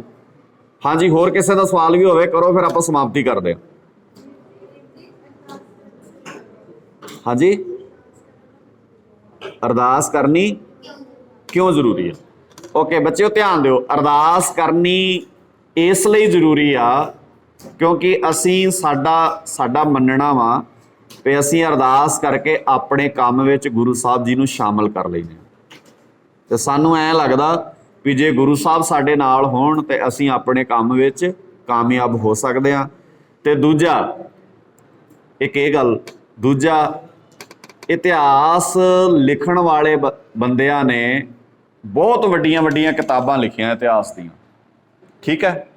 ਪਰ ਹੁਣ ਮੈਂ ਤੁਹਾਨੂੰ ਕਹਾਂ ਵੀ ਤੁਸੀਂ ਪੰਥ ਪ੍ਰਕਾਸ਼ ਪੜ੍ਹਿਆ ਕਰੋ, ਤੁਸੀਂ ਤੇ ਨਾ ਹੀ ਪਹਿਲੀ ਵਾਰ ਸੁਣਿਆ ਅੱਜ। ਤੁਹਾਨੂੰ ਮੈਂ ਕਹਾਂ ਤੁਸੀਂ ਤਵਾਰੀਖ ਗੁਰੂ ਖਾਲਸਾ ਪੜ੍ਹੋ, ਤੁਸੀਂ ਕਹੋਗੇ ਅੱਛਾ ਇਹ ਕਿੱਥੋਂ ਮਿਲਦੀ ਹੈ, ਕਿਵੇਂ ਪੜਾਂਗੇ ਹੁਣ? ਤੁਹਾਨੂੰ ਮੈਂ ਕਹਾਂ ਤੁਸੀਂ ਸਾਰੇ ਨਾ ਸੂਰਜ ਪ੍ਰਕਾਸ਼ ਪੜ੍ਹਿਆ ਕਰੋ। ਤੁਹਾਨੂੰ ਮੈਂ ਕਹਾਂ ਪ੍ਰਾਚੀਨ ਪੰਥ ਪ੍ਰਕਾਸ਼ ਪੜ੍ਹੋ ਲਿਆ ਕੇ। ਹੁਣ ਤੁਹਾਨੂੰ ਕਈਆਂ ਨੂੰ ਸਮਝ ਨਹੀਂ ਲੱਗਦੀ ਵੀ ਇਹ ਕੀ ਹੈ, ਕਿਉਂਕਿ ਇੱਕ ਤਾਂ ਆਪਣਾ ਵਿਸ਼ਾ ਨਹੀਂ ਹੈ, ਤੁਸੀਂ ਕਿਉਂਕਿ ਤੁਹਾਡੀ ਪੜ੍ਹਾਈ ਵਾਲੀ ਲਾਈਨ ਹੈ, ਤੁਸੀਂ ਬੱਚੇ ਹੋ ਅਜੇ, ਉਸ ਬੰਨੇ ਜਾਣਦੇ ਹੋ, ਤੇ ਇਹ ਇਸ ਬੰਨੇ ਸਾਡਾ ਬਹੁਤਾ ਧਿਆਨ ਨਹੀਂ। ਹਾਲਾਂਕਿ ਸਾਨੂੰ ਘਰ ਵਿੱਚ ਇਹ ਕਿਤਾਬਾਂ ਵੀ ਰੱਖਣੀਆਂ ਚਾਹੀਦੀਆਂ। ਬਟ ਅਰਦਾਸ ਲਿਖਣ ਵਾਲਿਆਂ ਨੇ ਇੱਕ ਗੱਲ ਬੜੀ ਕਮਾਲ ਦੀ ਕੀਤੀ, ਉਹਨਾਂ ਨੇ ਨਾ 3 ਮਿੰਟ ਦੀ ਅਰਦਾਸ ਵਿੱਚ ਸਾਰਾ ਇਤਿਹਾਸ ਲਿਖਤਾ। ਅਰਦਾਸ ਕਿੰਨੇ ਮਿੰਟਾਂ ਦੀ ਹੈ? 3 ਮਿੰਟ ਦੀ। ਤੇ ਅਰਦਾਸ ਵੇਖੋ, ਗੁਰੂ ਨਾਨਕ ਸਾਹਿਬ, ਫਿਰ 10 ਗੁਰੂ ਸਾਹਿਬ। ਹੁਣ ਜਿਹੜੇ ਗੁਰਦੁਆਰੇ 'ਚ ਅਰਦਾਸ ਹੋ ਰਹੀ ਹੈ ਉਹਨਾਂ ਨੂੰ 10 ਗੁਰੂਆਂ ਦੇ ਨਾਂ ਤੇ ਪਤਾ ਹੋਣੇ ਚਾਹੀਦੇ ਆ ਨਾ। ਪਰ ਤੁਸੀਂ ਕਿਸੇ ਨੂੰ ਪੁੱਛ ਲਿਓ, ਕਹਿਣਗੇ ਪੁੱਠੇ ਸਿੱਧੇ ਤੇ ਆਉਂਦੇ ਆ ਪਰ ਸਿੱਧੇ ਸਿੱਧੇ। ਅੱਛਾ, ਅਰਦਾਸ 'ਚ ਸਿੱਧੇ ਸਿੱਧੇ ਹੀ ਆਉਂਦੇ ਆ ਨਾ। ਗੁਰੂ ਨਾਨਕ, ਗੁਰੂ ਅੰਗਦ, ਗੁਰੂ ਅਮਰਦਾਸ, ਰਾਮਦਾਸ, ਗੁਰੂ ਅਰਜਨ ਸਾਹਿਬ ਜੀ, ਗੁਰੂ ਹਰਗੋਬਿੰਦ ਪਾਤਸ਼ਾਹ ਜੀ, ਉੱਦਾਂ ਲਿਖਣ ਦਾ ਉਹ ਤਰੀਕਾ ਹੈ। ਉਹਦੇ ਤੋਂ ਅੱਗੇ ਆ ਜਾਓ, ਗੁਰੂ ਸਾਹਿਬ ਜੀ ਤੋਂ ਬਾਅਦ ਨਹੀਂ, ਮੌਜੂਦਾ ਦੌਰ ਵਿੱਚ ਸ੍ਰੀ ਗੁਰੂ ਗ੍ਰੰਥ ਸਾਹਿਬ ਜੀ ਦੇ ਪਾਠ ਦਾ ਧਿਆਨ ਧਰ ਕੇ। ਇਹਦਾ ਮਤਲਬ ਹੁਣ ਸਿੱਖਾਂ ਨੂੰ ਇਹ ਦੱਸਤਾ ਵੀ ਆਹ ਜੇ ਤੁਹਾਡਾ ਹੁਣ ਮੌਜੂਦਾ ਗੁਰੂ। ਫਿਰ ਅੱਗੇ ਗੁਰੂ ਸਾਹਿਬ ਨੇ ਆਪਣੇ ਤੋਂ ਸਭ ਤੋਂ ਨੇੜੇ ਦੇ ਸਿੱਖਾਂ ਨੂੰ ਕੀ ਕਿਹਾ? 5 ਪਿਆਰੇ। ਤੇ ਅਰਦਾਸ 'ਚ ਕੀ ਆ ਗਿਆ? 5 ਪਿਆਰੇ। ਨਾਲ ਕੀ ਆ ਗਿਆ? 4 ਸਾਹਿਬਜ਼ਾਦੇ। ਹਾਂ, ਹੁਣ ਆ ਗਿਆ 40 ਮੁਕਤੇ। ਉਹ ਨਹੀਂ, ਅੱਗੇ ਨਹੀਂ, ਬਸ ਇਹ ਨਹੀਂ, 5 ਪਿਆਰੇ 4 ਸਾਹਿਬਜ਼ਾਦੇ। ਹੁਣ ਉਹਦੇ ਤੋਂ ਅੱਗੇ ਆ ਜਾਓ, ਇੱਥੇ 1 ਮਿੰਟ ਰੁਕ ਦਿਓ। ਤੁਸੀਂ ਸੁਣਿਆ 5 ਪਿਆਰੇ, ਤੁਸੀਂ ਕਹੋਗੇ ਵੀ ਇਹ 5 ਪਿਆਰੇ ਕੌਣ ਹੈ? ਹਾਂ, ਤੁਹਾਡੇ ਧਿਆਨ 'ਚ ਆ ਗਈ ਨਾ ਗੱਲ। ਇਹਦਾ ਮਤਲਬ ਤੁਹਾਡੇ ਸਾਹਮਣੇ ਇੱਕ ਇਤਿਹਾਸ ਆ ਗਿਆ। ਫਿਰ ਹੁਣ 5 ਪਿਆਰਿਆਂ 'ਚ ਤੁਹਾਨੂੰ ਇਹ ਵੀ ਸਮਝ ਲੱਗ ਜਾਣਾ ਵੀ ਅੱਛਾ, ਦਇਆ ਸਿੰਘ ਗੁਰੂ ਸਾਹਿਬ ਲਈ ਇਸ ਤਰ੍ਹਾਂ ਨਾਲ ਪਿਆਰ ਕਰਦਾ ਸੀ ਗੁਰੂ ਸਾਹਿਬ। ਫਿਰ 4 ਸਾਹਿਬਜ਼ਾਦੇ। ਅੱਛਾ, ਹੁਣ ਇੰਟਰਸਟਿੰਗ ਗੱਲ ਵੇਖੋ, ਗੁਰੂ ਨਾਨਕ ਸਾਹਿਬ ਜੀ ਦੇ ਵੀ ਬੱਚੇ ਆ, ਹੈਗੇ ਆ ਨਾ। ਗੁਰੂ ਅੰਗਦ ਸਾਹਿਬ ਜੀ ਦੇ ਵੀ ਆ, ਗੁਰੂ ਅਮਰਦਾਸ ਜੀ ਦੇ ਵੀ ਆ। ਪਰ ਅਰਦਾਸ ਵਿੱਚ ਬਾਕੀ 9 ਗੁਰੂਆਂ ਦੇ ਬੱਚਿਆਂ ਦਾ ਜ਼ਿਕਰ ਨਹੀਂ ਆਇਆ। ਹੁਣ ਕਿੰਨੇ ਦਿਮਾਗੀ ਹੋਣੇ ਬੰਦੇ, ਕਿੰਨਾ ਸੋਚ ਕੇ ਬਣਾਈ ਹੋਣੀ ਗੱਲ ਉਹਨਾਂ ਨੇ। ਇਦਾਂ ਵੀ ਕਿਹਾ ਜਾ ਸਕਦਾ ਵੀ ਸਭ ਗੁਰੂ ਸਾਹਿਬਾਨਾਂ ਦੇ ਬੱਚਿਆਂ ਦਾ ਧਿਆਨ ਧਰ ਕੇ ਪੈਰਾ ਤਾਂ ਪਾਉਣਾ ਹੀ ਸੀ ਨਾ, ਐਵੇਂ ਹੋ ਸਕਦਾ ਸੀ। ਅੱਛਾ, ਜਦੋਂ 4 ਸਾਹਿਬਜ਼ਾਦੇ ਪਾਉਣਾ, ਕਈਆਂ ਨੇ ਇਹ ਵੀ ਕਿਹਾ ਹੋਣਾ ਵੀ ਯਾਰ ਤੁਸੀਂ ਗੁਰੂ ਨਾਨਕ ਸਾਹਿਬ ਜੀ ਦੇ ਬੱਚਿਆਂ ਦਾ ਨਾਂ ਕਿਉਂ ਨਹੀਂ ਲੈ ਰਹੇ? ਚਲੋ ਬਾਕੀਆਂ ਦਾ ਛੱਡ ਦਿਓ, ਆਪਾਂ ਗੁਰੂ ਨਾਨਕ ਸਾਹਿਬ ਤੇ ਗੁਰੂ ਗੋਬਿੰਦ ਸਿੰਘ ਕਹਿ ਦਿੰਦੇ ਆ। ਕਿਹਾ ਜਾ ਸਕਦਾ ਸੀ ਨਾ ਵੀ ਗੁਰੂ ਨਾਨਕ ਸਾਹਿਬ ਪਾਤਸ਼ਾਹ ਜੀ ਤੇ ਗੁਰੂ ਕਲਗੀਧਰ ਪਾਤਸ਼ਾਹ ਜੀ ਦੇ ਬੱਚਿਆਂ ਦਾ ਧਿਆਨ ਧਰ ਕੇ, ਜਾਂ ਐ ਕਹਿ ਦਿੰਦੇ ਵੀ 6 ਬੱਚਿਆਂ ਦਾ ਧਿਆਨ ਧਰ ਕੇ ਵੀ 2 ਗੁਰੂ ਨਾਨਕ ਸਾਹਿਬ ਜੀ ਵਾਲੇ ਤੇ 4 ਸਾਹਿਬਜ਼ਾਦੇ। ਪਰ ਨਹੀਂ ਹੋਇਆ, ਕਿਉਂ ਭਲਾ? ਕਿਉਂਕਿ ਗੁਰੂ ਨਾਨਕ ਸਾਹਿਬ ਜੀ ਦੇ ਵੇਲੇ ਸਿੱਖ ਧਰਮ ਦੀ ਸ਼ੁਰੂਆਤ ਹੋਈ ਹੈ ਤੇ ਜਿਸ ਮਕਸਦ 'ਚ ਗੁਰੂ ਨਾਨਕ ਸਾਹਿਬ ਜੀ ਉਸ ਵੇਲੇ ਸਮਾਜ ਨੂੰ ਤੋਰਨਾ ਚਾਹੁੰਦੇ ਆ, ਉਹਦੇ 'ਚ ਸ੍ਰੀ ਚੰਦ ਤੇ ਲక్ష్ਮੀ ਦਾਸ ਨਹੀਂ ਤੁਰੇ।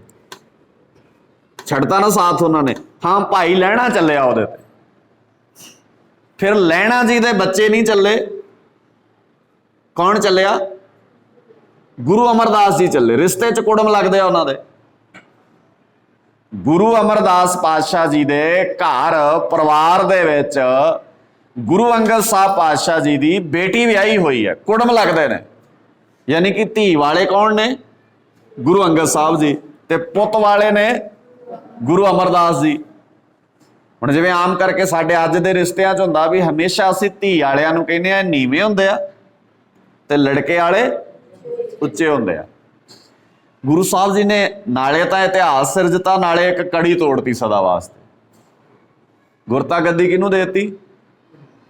ਗੁਰੂ ਅਮਰਦਾਸ ਜੀ ਨੂੰ। ਵੱਡਾ ਛੋਟਾ ਨੀਵਾਂ ਉੱਚਾ ਕੋਈ ਨਹੀਂ ਇੱਥੇ। ਗੁਰਤਾ ਗੱਦੀ ਦੇ ਕੇ ਗੁਰੂ ਸਾਹਿਬ ਜੀ ਨੇ ਫਿਰ ਗੁਰਤਾ ਗੱਦੀ ਦੇਤੀ ਗੁਰੂ ਰਾਮਦਾਸ ਜੀ ਨੂੰ, ਤੇ ਗੁਰੂ ਰਾਮਦਾਸ ਜੀ ਨੇ ਦੇਤੀ ਗੁਰੂ ਅਰਜਨ ਸਾਹਿਬ ਜੀ ਨੂੰ। ਆਮ ਕਰਕੇ ਆਪਣੇ ਪਿਤਾ ਦੀ ਗੱਦੀ ਜਾਂ ਪਿਤਾ ਦੀ ਜ਼ਿੰਮੇਵਾਰੀ ਵੱਡੇ ਬੱਚਿਆਂ ਨੂੰ ਮਿਲਦੀ ਹੈ, ਪਰ ਗੁਰੂ ਸਾਹਿਬ ਜੀ ਨੇ ਇਹ ਵੀ ਕੜੀ ਤੋੜਤੀ। ਵੱਡਾ ਸੀ ਪ੍ਰਿਥੀ ਚੰਦ ਮਹਾਦੇਵ, ਛੋਟੇ ਸੀ ਸਭ ਤੋਂ ਗੁਰੂ ਅਰਜਨ ਸਾਹਿਬ ਜੀ, ਤੇ ਗੁਰੂ ਸਾਹਿਬ ਨੇ ਫੈਸਲਾ ਕਰ ਲਿਆ ਵੀ ਗੱਦੀ ਦਾ ਮਤਲਬ ਇਹ ਨਹੀਂ ਆ ਵੀ ਇਹਨੂੰ ਮਿਲਣੀ ਹੈ। ਗੱਦੀ ਦਾ ਮਤਲਬ ਹੈ ਜਿਹੜਾ ਇਹਦੇ ਕਾਬਲ ਹੋਊਗਾ, ਲਾਇਕ ਹੋਊਗਾ, ਉਹਨੂੰ ਮਿਲੂਗੀ। ਹੁਣ ਸਾਰਾ ਇਤਿਹਾਸ ਦਰਜ ਹੋ ਗਿਆ ਨਾ ਉਹਦੇ 'ਚ। ਚਾਰ ਸਾਹਿਬਜ਼ਾਦਿਆਂ ਦਾ ਜ਼ਿਕਰ ਕਿਉਂ ਆਇਆ? ਗੁਰੂ ਗੋਬਿੰਦ ਸਿੰਘ ਪਾਤਸ਼ਾਹ ਜੀ ਦੇ 4 ਸਾਹਿਬਜ਼ਾਦੇ ਸਨ। ਗੁਰੂ ਨਾਨਕ ਸਾਹਿਬ ਜੀ ਦੇ 2 ਸਾਹਿਬਜ਼ਾਦੇ ਸਨ, ਪਰ ਗੁਰੂ ਨਾਨਕ ਸਾਹਿਬ ਜੀ ਦੇ ਸਾਹਿਬਜ਼ਾਦਿਆਂ ਨੇ ਕਿਹਾ ਬਾਬਾ ਨਾਨਕ ਤੇਰੇ ਰਾਹ ਤੇ ਸਾਡੇ ਤੋਂ ਚੱਲਿਆ। ਹਾਲਾਂਕਿ ਕੋਈ ਮੌਤ ਨਹੀਂ ਸ੍ਰੀ ਚੰਦ ਦੇ ਸਾਹਮਣੇ। ਏਦਾਂ ਨਹੀਂ ਸੀ ਵੀ ਜੇ ਤੂੰ ਰਾਹ ਤੇ ਚੱਲੇਗਾ ਤਾਂ ਤੇਰੇ ਸਾਹਮਣੇ ਮੌਤ ਆ ਜਾਊਗੀ। ਪਰ 10ਵੇਂ ਜਾਮੇ 'ਚ ਆਣ ਕੇ ਗੁਰੂ ਸਾਹਿਬ ਜੀ ਨੇ ਆਪਣੇ ਬੱਚਿਆਂ ਦੀ ਕਿੰਨੀ ਕਮਾਲ ਦੀ ਤਿਆਰੀ ਕਰਾਤੀ ਹੋਣੀ ਹੈ। ਇੱਕ ਬੰਨੇ ਨੀਹਾਂ 'ਚ ਚਿਣਨ ਦਾ ਡਰ ਹੈ, ਇੱਕ ਬੰਨੇ ਬੰਦ ਕੱਟਣ ਦੇਣ ਦਾ ਖਤਰਾ ਆ, ਪਰ ਸਾਹਿਬਜ਼ਾਦੇ ਕਹਿੰਦੇ ਆ ਰਾਹ ਤੇ ਅਸੀਂ ਆਪਣੇ ਗੁਰੂ ਦੇ ਤੇ ਚੱਲਣਾ। ਇਸ ਕਰਕੇ ਉਹਨਾਂ ਦਾ ਨਾਮ ਅਰਦਾਸ ਵਿੱਚ ਸ਼ਾਮਲ ਕਰ ਲਿਆ, 4 ਸਾਹਿਬਜ਼ਾਦੇ। ਤੋ ਇਹ ਇੱਕ ਇਤਿਹਾਸ ਵੀ ਹੈ। ਹੁਣ ਤੁਹਾਨੂੰ 4 ਸਾਹਿਬਜ਼ਾਦਿਆਂ ਦੀ ਦ੍ਰਿੜਤਾ ਵੀ ਚੇਤੇ ਆਊਗੀ ਤੇ ਤੁਸੀਂ ਕੰਮ ਕਰਨ ਲੱਗਿਆ। ਮੰਨ ਲਓ ਤੁਸੀਂ ਇਹ ਕਿਹਾ ਵੀ ਮਹਾਰਾਜ ਸੱਚੇ ਪਾਤਸ਼ਾਹ ਜੀ ਚਰਨਾਂ 'ਚ ਅਰਦਾਸ ਕਰੀਏ ਵੀ ਮੈਨੂੰ ਵਿਦਿਆ ਆਵੇ, ਤੇ ਫਿਰ ਤੁਹਾਨੂੰ ਦ੍ਰਿੜਤਾ ਵੀ ਤੇ ਸਾਹਿਬਜ਼ਾਦਿਆਂ ਵਾਲੀ ਲਿਆਉਣੀ ਪਊਗੀ ਨਾ, ਕਿ ਜੋ ਮਰਜ਼ੀ ਹੋ ਜਾਏ ਫਿਰ ਸਾਰੀ ਦੁਨੀਆ ਇੱਕ ਬੰਨੇ ਹੋਵੇ, ਆਪਾਂ ਜ਼ੋਰ ਲਾਉਣਾ ਸਾਰਾ ਪੜ੍ਹਨ ਤੇ ਆਪਾਂ ਕੀ ਕਰਦੇ ਆ? ਆਪਾਂ ਅਰਦਾਸ ਕਰਕੇ ਉਹਨੇ ਮਹਾਰਾਜ ਨੂੰ ਕਹਿਤਾ ਆਪਾਂ ਹੁਣ ਪੜ੍ਹਨ ਦੀ ਲੋੜ ਨਹੀਂ, ਮਹਾਰਾਜ ਆਪੇ ਪੜ੍ਹਨਗੇ। ਪੇਪਰ ਤਾਂ ਮਹਾਰਾਜ ਨਹੀਂ ਦੇਣ ਜਾਣਗੇ, ਉਹ ਤਾਂ ਤੁਹਾਨੂੰ ਹੀ ਜਾਣਾ ਪੈਣਾ। ਮਹਾਰਾਜ ਇਹ ਕਹਿ ਸਕਦੇ ਆ ਤੁਹਾਨੂੰ ਵੀ ਤਗੜੀ ਹੋਤੀ ਹੈ ਮੇਰੀ, ਇਹ ਕੋਈ ਗੱਲ ਨਹੀਂ, ਆਪਾਂ ਨਾਲ। ਤਾਂ ਇਸ ਲਈ ਅਸੀਂ ਅਰਦਾਸ ਕਰਦੇ ਆ, ਉਹ ਇਤਿਹਾਸ ਨੂੰ ਵੀ ਦੁਹਰਾਉਂਦੇ ਆ। ਫਿਰ ਵੇਖੋ ਜਿੰਨਾ ਸਿੰਘਾਂ ਸਿੰਘਣੀਆਂ ਨੇ, ਕਿਹੜਾ ਪਹਿਰਾ ਆਉਂਦਾ? ਜਿੰਨਾ ਸਿੰਘਾਂ ਸਿੰਘਣੀਆਂ ਨੇ ਧਰਮ ਹੇਤ।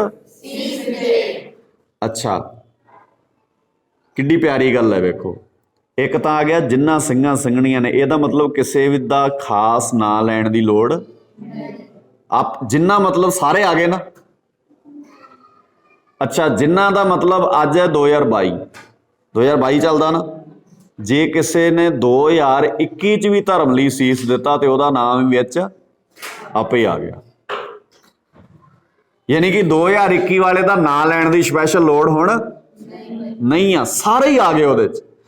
ਤੇ ਇਹ ਜਦੋਂ ਤੱਕ ਦੁਨੀਆ ਚੰਦ ਤਾਰੇ ਰਹਿਣਗੇ ਉਦੋਂ ਤੱਕ ਅਰਦਾਸ ਇਦਾਂ ਚੱਲੂਗੀ, ਤੇ ਉਦੋਂ ਤੱਕ ਐਂ ਹੀ ਨਾ ਆ ਜਾਇਆ ਕਰਨਗੇ ਸਾਰਿਆਂ ਦੇ। ਬਹੁਤ ਵੱਡਾ ਕਨਸੈਪਟ ਹੈ। ਤੇ ਨਾਲੇ ਫਿਰ ਇਹ ਸਮਝ ਆ ਗਿਆ ਜਿਨ੍ਹਾਂ ਨੇ ਧਰਮ ਹੇਤ ਸੀਸ ਦਿੱਤੇ, ਭਾਵੇਂ ਉਹਦੇ ਲਈ ਬੰਦ ਕਿਉਂ ਨਹੀਂ ਕਟਾਉਣਾ ਪਿਆ। ਧਰਮ ਦਾ ਮਤਲਬ ਹਰ ਫੀਲਡ 'ਚ ਹਰ ਵੇਲੇ ਸਮਝੋ।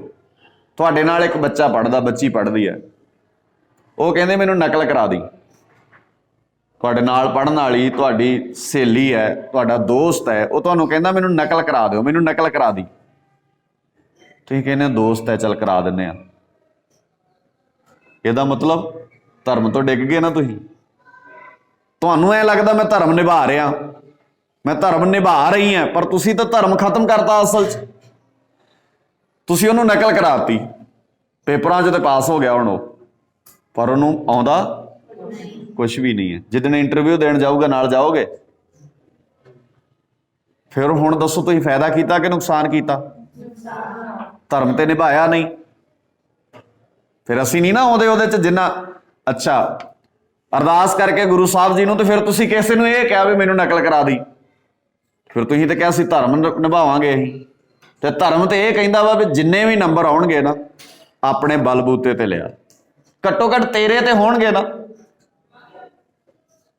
ਪਰ ਤੁਸੀਂ ਕਿਸੇ ਦੇ ਪਰਾਂ ਤੇ ਉੱਡਣਾ ਸਿੱਖ ਲੈਂਦੇ ਹੋ ਵੀ ਕੋਈ ਮੈਨੂੰ ਖੰਭ ਲਾ ਦੇ। ਕਿਸੇ ਦੇ ਲੱਗੇ ਖੰਭ ਓਨਾ ਕੀ ਉਡਾਉਣਗੇ ਜਿੰਨਾ ਕੁ ਅਗਲਾ ਤੁਹਾਨੂੰ ਉਡਾਉਣਾ ਚਾਹੁੰਦਾ ਵਾ। ਇਸ ਕਰਕੇ ਆਪਣੇ ਖੰਭ ਆਪ ਲਾਉਣੇ ਸਿੱਖੋ। ਗੁਰੂ ਸਾਹਿਬ ਨੇ ਸਾਨੂੰ ਅਰਦਾਸ ਸਿਖਾਉਂਦੀ ਹੈ ਇਹ ਸਾਰੀਆਂ ਚੀਜ਼ਾਂ। ਠੀਕ ਹੈ ਬੱਚਿਓ, ਬੜੀ ਲੰਬੀ ਚੌੜੀ ਚਰਚਾ ਹੋ ਸਕਦੀ ਹੈ ਪਰ ਟਾਈਮ ਨਹੀਂ। ਜੇ ਕਿਸੇ ਦਾ ਹੋਰ ਸਮਝ ਲੱਗੀ ਗੱਲ ਨਾ, ਹੁਣ ਅਰਦਾਸ ਤੇ ਆਪਾਂ ਘੰਟਿਆਂ ਬੱਧੀ ਚਰਚਾ ਕਰ ਸਕਦੇ ਹਾਂ। ਹੁਣ ਅਰਦਾਸ ਚ ਆਉਂਦਾ ਅੰਮ੍ਰਿਤਸਰ ਜੀ ਦੇ ਦਰਸ਼ਨ ਇਸ਼ਨਾਨ ਨਹੀਂ ਆਉਂਦਾ, ਕੱਲਾ ਇਸ਼ਨਾਨ ਆਉਂਦਾ। ਕਿੱਡੀ ਕਮਾਲ ਦੀ ਗੱਲ ਹੈ। ਦਰਸ਼ਨ ਇਸ਼ਨਾਨ ਕਿਉਂ ਨਹੀਂ ਪਾਇਆ? ਕਿਉਂਕਿ ਗੁਰੂ ਸਾਹਿਬ, ਇਹ ਤਾਂ ਅੰਡਰਸਟੂਡ ਹੀ ਹੈ ਗੱਲ ਵੀ ਜਿਹੜਾ ਬੰਦਾ ਦਰਬਾਰ ਸਾਹਿਬ ਜਾ ਕੇ ਇਸ਼ਨਾਨ ਕਰੂਗਾ ਉਹ ਦਰਸ਼ਨ ਤੋਂ ਬਿਨਾਂ ਕਿੱਦਾਂ ਮੁੜ ਸਕਦਾ? ਤੇ ਜੇ ਉੱਥੇ ਪਾ ਦਿੰਦੇ ਵੀ ਦਰਸ਼ਨ, ਤੇ ਕਈ ਬੰਦਾ ਇਦਾਂ ਵੀ ਕਹਿ ਸਕਦੇ ਸੀ ਮੈਂ ਤਾਂ ਇੱਥੋਂ ਹੀ ਅੰਤਰ ਧਿਆਨ ਹੋ ਕੇ ਦਰਸ਼ਨ ਕਰ ਲਏ,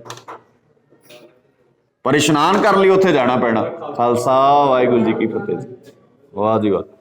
ਸੋ ਅਸੀਂ ਨਿੱਕੀਆਂ ਨਿੱਕੀਆਂ ਚੀਜ਼ਾਂ ਨੂੰ ਜਦੋਂ ਧਿਆਨ ਨਾਲ ਸਮਝਣ ਲੱਗ ਜਾਾਂਗੇ ਤੇ ਸਾਨੂੰ ਪਤਾ ਲੱਗੂਗਾ ਵੀ ਗੁਰੂ ਸਾਹਿਬ ਜੀ ਦੀ ਨਿੱਕੀ ਜਿਹੀ ਗੱਲ ਵਿੱਚ ਵੀ ਬਹੁਤ ਵੱਡੀਆਂ ਚੀਜ਼ਾਂ ਛੁਪੀਆਂ ਹੋਈਆਂ ਵਾ। ਨਿੱਕੀ ਜਿਹੀ ਗੱਲ ਹੈ ਦਰਸ਼ਨ ਇਸ਼ਨਾਨ। ਮਹਾਰਾਜ ਨੇ ਇਸ਼ਨਾਨ, ਉੱਥੇ ਸਾਡੇ ਪੁਰਖਿਆਂ ਨੇ ਇਸ਼ਨਾਨ ਸ਼ਬਦ ਪਾਇਆ, ਦਰਸ਼ਨ ਨਹੀਂ ਪਾਇਆ। ਪਰ ਫਿਲਾਸਫੀ ਕਿੱਡੀ ਵੱਡੀ ਹੈ ਉਹਦੇ ਪਿੱਛੇ। ਠੀਕ ਹੈ, ਸੋ ਇਸ ਲਈ ਫਿਰ ਉਹਦੇ ਅਖੀਰ ਤੇ ਜਾਓ ਜਦੋਂ ਸਮਾਪਤੀ ਹੁੰਦੀ ਹੈ ਹਨਾ, ਜਿੱਥੇ ਆਪਾਂ ਨਨਕਾਣਾ ਸਾਹਿਬ ਅਤੇ ਹੋਰ ਹੁਣ ਜਿੱਥੇ ਮਰਜ਼ੀ ਹੋਵੇ, ਜਦੋਂ ਮਰਜ਼ੀ ਹੋਵੇ, ਉਹਦੇ ਲਈ ਕੋਈ ਟਾਈਮ ਜਾਂ ਕੋਈ ਤਰੀਕ ਮਿਥਣ ਦੀ ਲੋੜ ਨਹੀਂ ਪੈਣੀ। ਸੋ ਇਸ ਲਈ ਅਰਦਾਸ ਇੱਕ ਇਤਿਹਾਸ ਆ। ਇੱਕ 3 ਮਿੰਟ ਵਿੱਚ ਤੁਸੀਂ ਸਾਰੀ ਹਿਸਟਰੀ ਆਪਣੀਆਂ ਅੱਖਾਂ ਦੇ ਸਾਹਮਣੇ ਲਿਆਉਂਦੇ ਹੋ ਤੇ ਤੁਹਾਨੂੰ ਐ ਪਤਾ ਲੱਗਦਾ ਵੀ ਅੱਛਾ ਇਦਾਂ ਸਾਰਾ ਕੁਝ ਵਾਪਰਿਆ। ਤੇ ਅਸੀਂ ਜਦੋਂ ਅਰਦਾਸ ਕਰਦੇ ਆ ਤੇ ਅਸੀਂ ਫਿਰ ਇਹ ਵੀ ਸੋਚਦੇ ਆ, ਉਹਦੇ 'ਚ ਇਹ ਵੀ ਆਉਂਦਾ ਬੰਦ ਕਟਾਏ ਤੇ ਖੋਪੜ ਲਵਾਏ, ਪਰ ਕੀ ਨਹੀਂ ਛੱਡਿਆ? ਉਹਨਾਂ ਧਰਮ ਨਹੀਂ ਛੱਡਿਆ। ਜੇ ਤੁਹਾਡਾ ਧਰਮ ਕੀ ਹੈ? ਜੇ ਤੁਹਾਨੂੰ ਕੋਈ ਬੱਚਾ ਕੋਈ ਨਾਲ ਦਾ ਗਲਤੀ ਕਰਕੇ ਤੇ ਤੁਹਾਨੂੰ ਇਹ ਕਹਿੰਦਾ ਵੀ ਮੇਰੇ ਘਰਦਿਆਂ ਨੂੰ ਨਾ ਦੱਸੀ, ਕਰਦੇ ਆ ਨਾ ਕਈ ਵਾਰ ਏਦਾਂ, ਤੁਸੀਂ ਕਹਿੰਦੇ ਚੱਲ ਨਹੀਂ ਦੱਸਦਾ, ਇਹ ਧਰਮ ਨਿਭਾਇਆ ਤੁਸੀਂ ਨੁਕਸਾਨ ਕਰ। ਉਹਨੂੰ ਕਹੋ ਮੇਰਾ ਮਿੱਤਰ ਹੋਵੇਂ ਭਾਵੇਂ ਨਾ ਹੋਵੇਂ, ਮੇਰੇ ਨਾਲ ਕੱਲ ਨੂੰ ਬੋਲੀ ਭਾਵੇਂ ਨਾ ਬੋਲੀ, ਗੱਲ ਕਰੀ ਭਾਵੇਂ ਨਾ ਕਰੀ, ਪਰ ਜਿਹੜੀ ਗੱਲ ਤੂੰ ਕੀਤੀ ਆ ਨਾ ਇਹ ਮੈਂ ਤੇਰੇ ਘਰ ਇੱਕ ਵਾਰ ਪਹੁੰਚਾਉਣੀ ਜ਼ਰੂਰ। ਤੇ ਆਪੇ ਬੰਦਾ ਗਲਤ ਰਾਹ ਤੋਂ ਮੁੜ ਆਊਗਾ ਨਾ। ਫਿਰ ਇਹ ਹੈ ਧਰਮ ਅਸਲ ਵਿੱਚ। ਤੁਸੀਂ ਤਾਂ ਸਿਰਫ ਆਪਣੇ ਦੋਸਤ ਦਾ 2 ਦਿਨ ਦਾ ਬੋਲਣਾ ਹੀ ਗਵਾਇਆ ਨਾ, ਵੀ ਉਹ ਵੱਧ ਤੋਂ ਵੱਧ ਕੀ ਕਰੂਗਾ, 2 ਦਿਨ ਗੱਲ ਨਹੀਂ ਕਰੂਗਾ ਤੁਹਾਡੇ ਨਾਲ, ਪਰ ਤੁਸੀਂ ਉਹਨੂੰ ਮਾੜੀ ਸੁਸਾਇਟੀ ਚੋਂ ਤੇ ਕੱਢ ਲਿਆਂਦਾ ਨਾ। ਪਰ ਤੁਸੀਂ ਅਹਿਸਾਨ ਵੀ ਚੱਲ ਕੋਈ ਨਹੀਂ, ਕਿਉਂ ਕਰਦੇ ਆ ਆਪਾਂ? ਅੱਜ ਮੈਂ ਤੇਰੀ ਨਹੀਂ ਦੱਸਦਾ, ਕੱਲ ਨੂੰ ਤੂੰ ਮੇਰੀ ਨਾ ਦੱਸੀ, ਤੇ ਆਪਾਂ ਦੋਵਾਂ ਨੇ ਮੁਸੀਬਤ 'ਚ ਫਸ ਜਾਣਾ। ਸਾਨੂੰ ਐ ਲੱਗਦਾ ਵੀ ਹੋਰ ਕਿਸੇ ਨੂੰ ਕਿਹੜਾ ਪਤਾ ਲੱਗਣਾ ਹੈ। ਰਾਈਟ, ਸਮਝ ਲੱਗ ਗਈ ਨਾ ਗੱਲ ਹੁਣ? ਸੋ ਇਸ ਲਈ ਇਸ ਤਰ੍ਹਾਂ ਆਪਾਂ ਇਹਨਾਂ ਗੱਲਾਂ ਸਾਰੀਆਂ ਨੂੰ ਸਮਝਦੇ ਹਾਂ। ਹਾਂਜੀ, ਹੋਰ ਸਵਾਲ ਕੋਈ ਕਿਸੇ ਦਾ?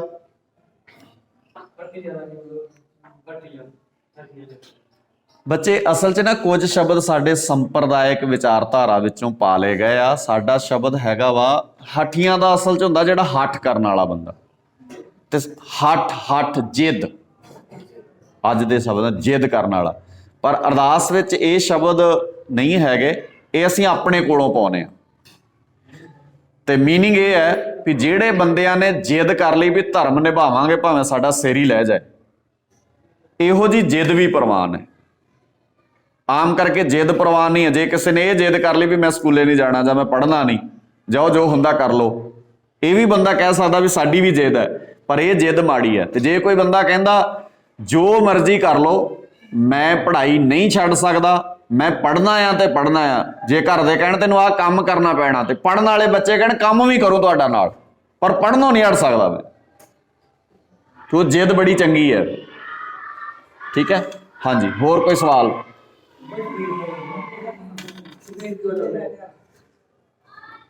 असल च ना शबील जिहड़ी गुरु साहब दे वेले तो बाद शुरू की ना सिखां ने, असी हर घटना का ना एक रीजन हुंदा।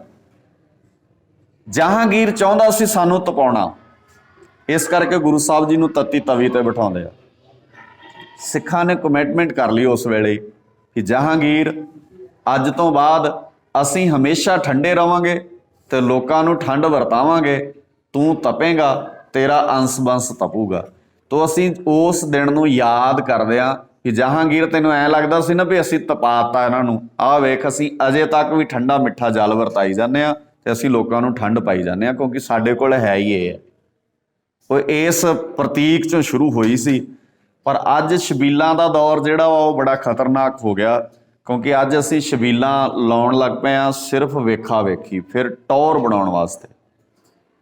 ਉਹ ਖਤਰਨਾਕ ਚੀਜ਼ਾਂ ਵੀ ਨੇ, ਜੇ ਉਹ ਪਿਛੋਕੜ ਰਵੇ ਸਾਂਭਿਆ ਤੇ ਚੰਗੀ ਗੱਲ ਹੈ, ਨਹੀਂ ਤੇ ਉਹ ਖਤਰਨਾਕ ਬਣ ਜਾਂਦੀ। ਹਾਂਜੀ,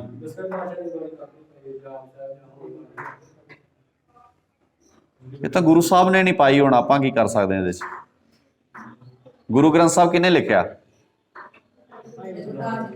नहीं, कंप्लीट गुरु केड़े ने कीता? फिर कंप्लीट मैं हुणे दस के हटिया। गुरु ग्रंथ ओ नहीं, नदेड़ दी धरती ते कंप्लीट की दस्सिया सी ना हुणे मैं। हाँ, किने कीता? इस वीर दा सवाल है भी उन्होंने अपनी बाणी क्यों नहीं पाई, यही सवाल है ना।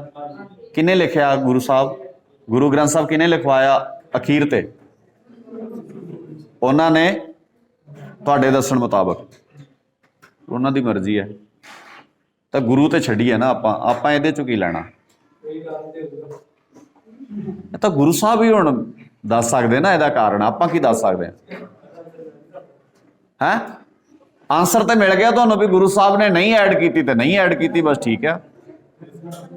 ਇਹਦਾ ਤਾਂ ਕੰਪਲੀਟ ਆਨਸਰ ਹੀ ਹੈ ਨਾ ਸਾਡੇ ਕੋਲ। ਇਹਦਾ ਆਨਸਰ ਮੈਂ ਮੰਨ ਲਓ ਮੈਂ ਕੋਈ ਦਲੀਲ ਦੇ ਕੇ ਆਨਸਰ ਦੇਵਾਂ ਤੇ ਉਹਦੇ ਤੇ ਕੋਈ ਅਰਥ ਹੀ ਨਹੀਂ ਬਣਦੇ ਵੀ ਐਸ ਕਰਕੇ ਗੁਰੂ ਸਾਹਿਬ ਜੀ ਨੇ ਨਹੀਂ ਸ਼ਾਮਲ ਕੀਤੀ, ਤਾਂ ਇਹਦਾ ਮਤਲਬ ਸਾਨੂੰ ਸਾਰਿਆਂ ਨੂੰ ਇਹ ਗੱਲ ਸਮਝ ਲੈਣੀ ਚਾਹੀਦੀ ਹੈ ਵੀ ਗੁਰੂ ਸਾਹਿਬ ਜੀ ਨੇ ਸ਼ਾਮਲ ਨਹੀਂ ਕੀਤੀ ਤਾਂ ਨਹੀਂ ਕੀਤੀ। ਹਾਂ, ਜੇ ਹੁੰਦਾ ਵੀ ਇੱਕ ਗ੍ਰੰਥ 'ਚ ਸ਼ਾਮਲ ਹੈ ਇੱਕ 'ਚ ਨਹੀਂ ਸ਼ਾਮਲ, ਇਹਦੇ 'ਚ ਕਿਹਨੇ ਸ਼ਾਮਲ ਕਰਤੀ ਤੇ ਗੁਰੂ ਸਾਹਿਬ, ਫਿਰ ਆਪਾਂ ਚਰਚਾ ਕਰਦੇ ਇਹਦੇ।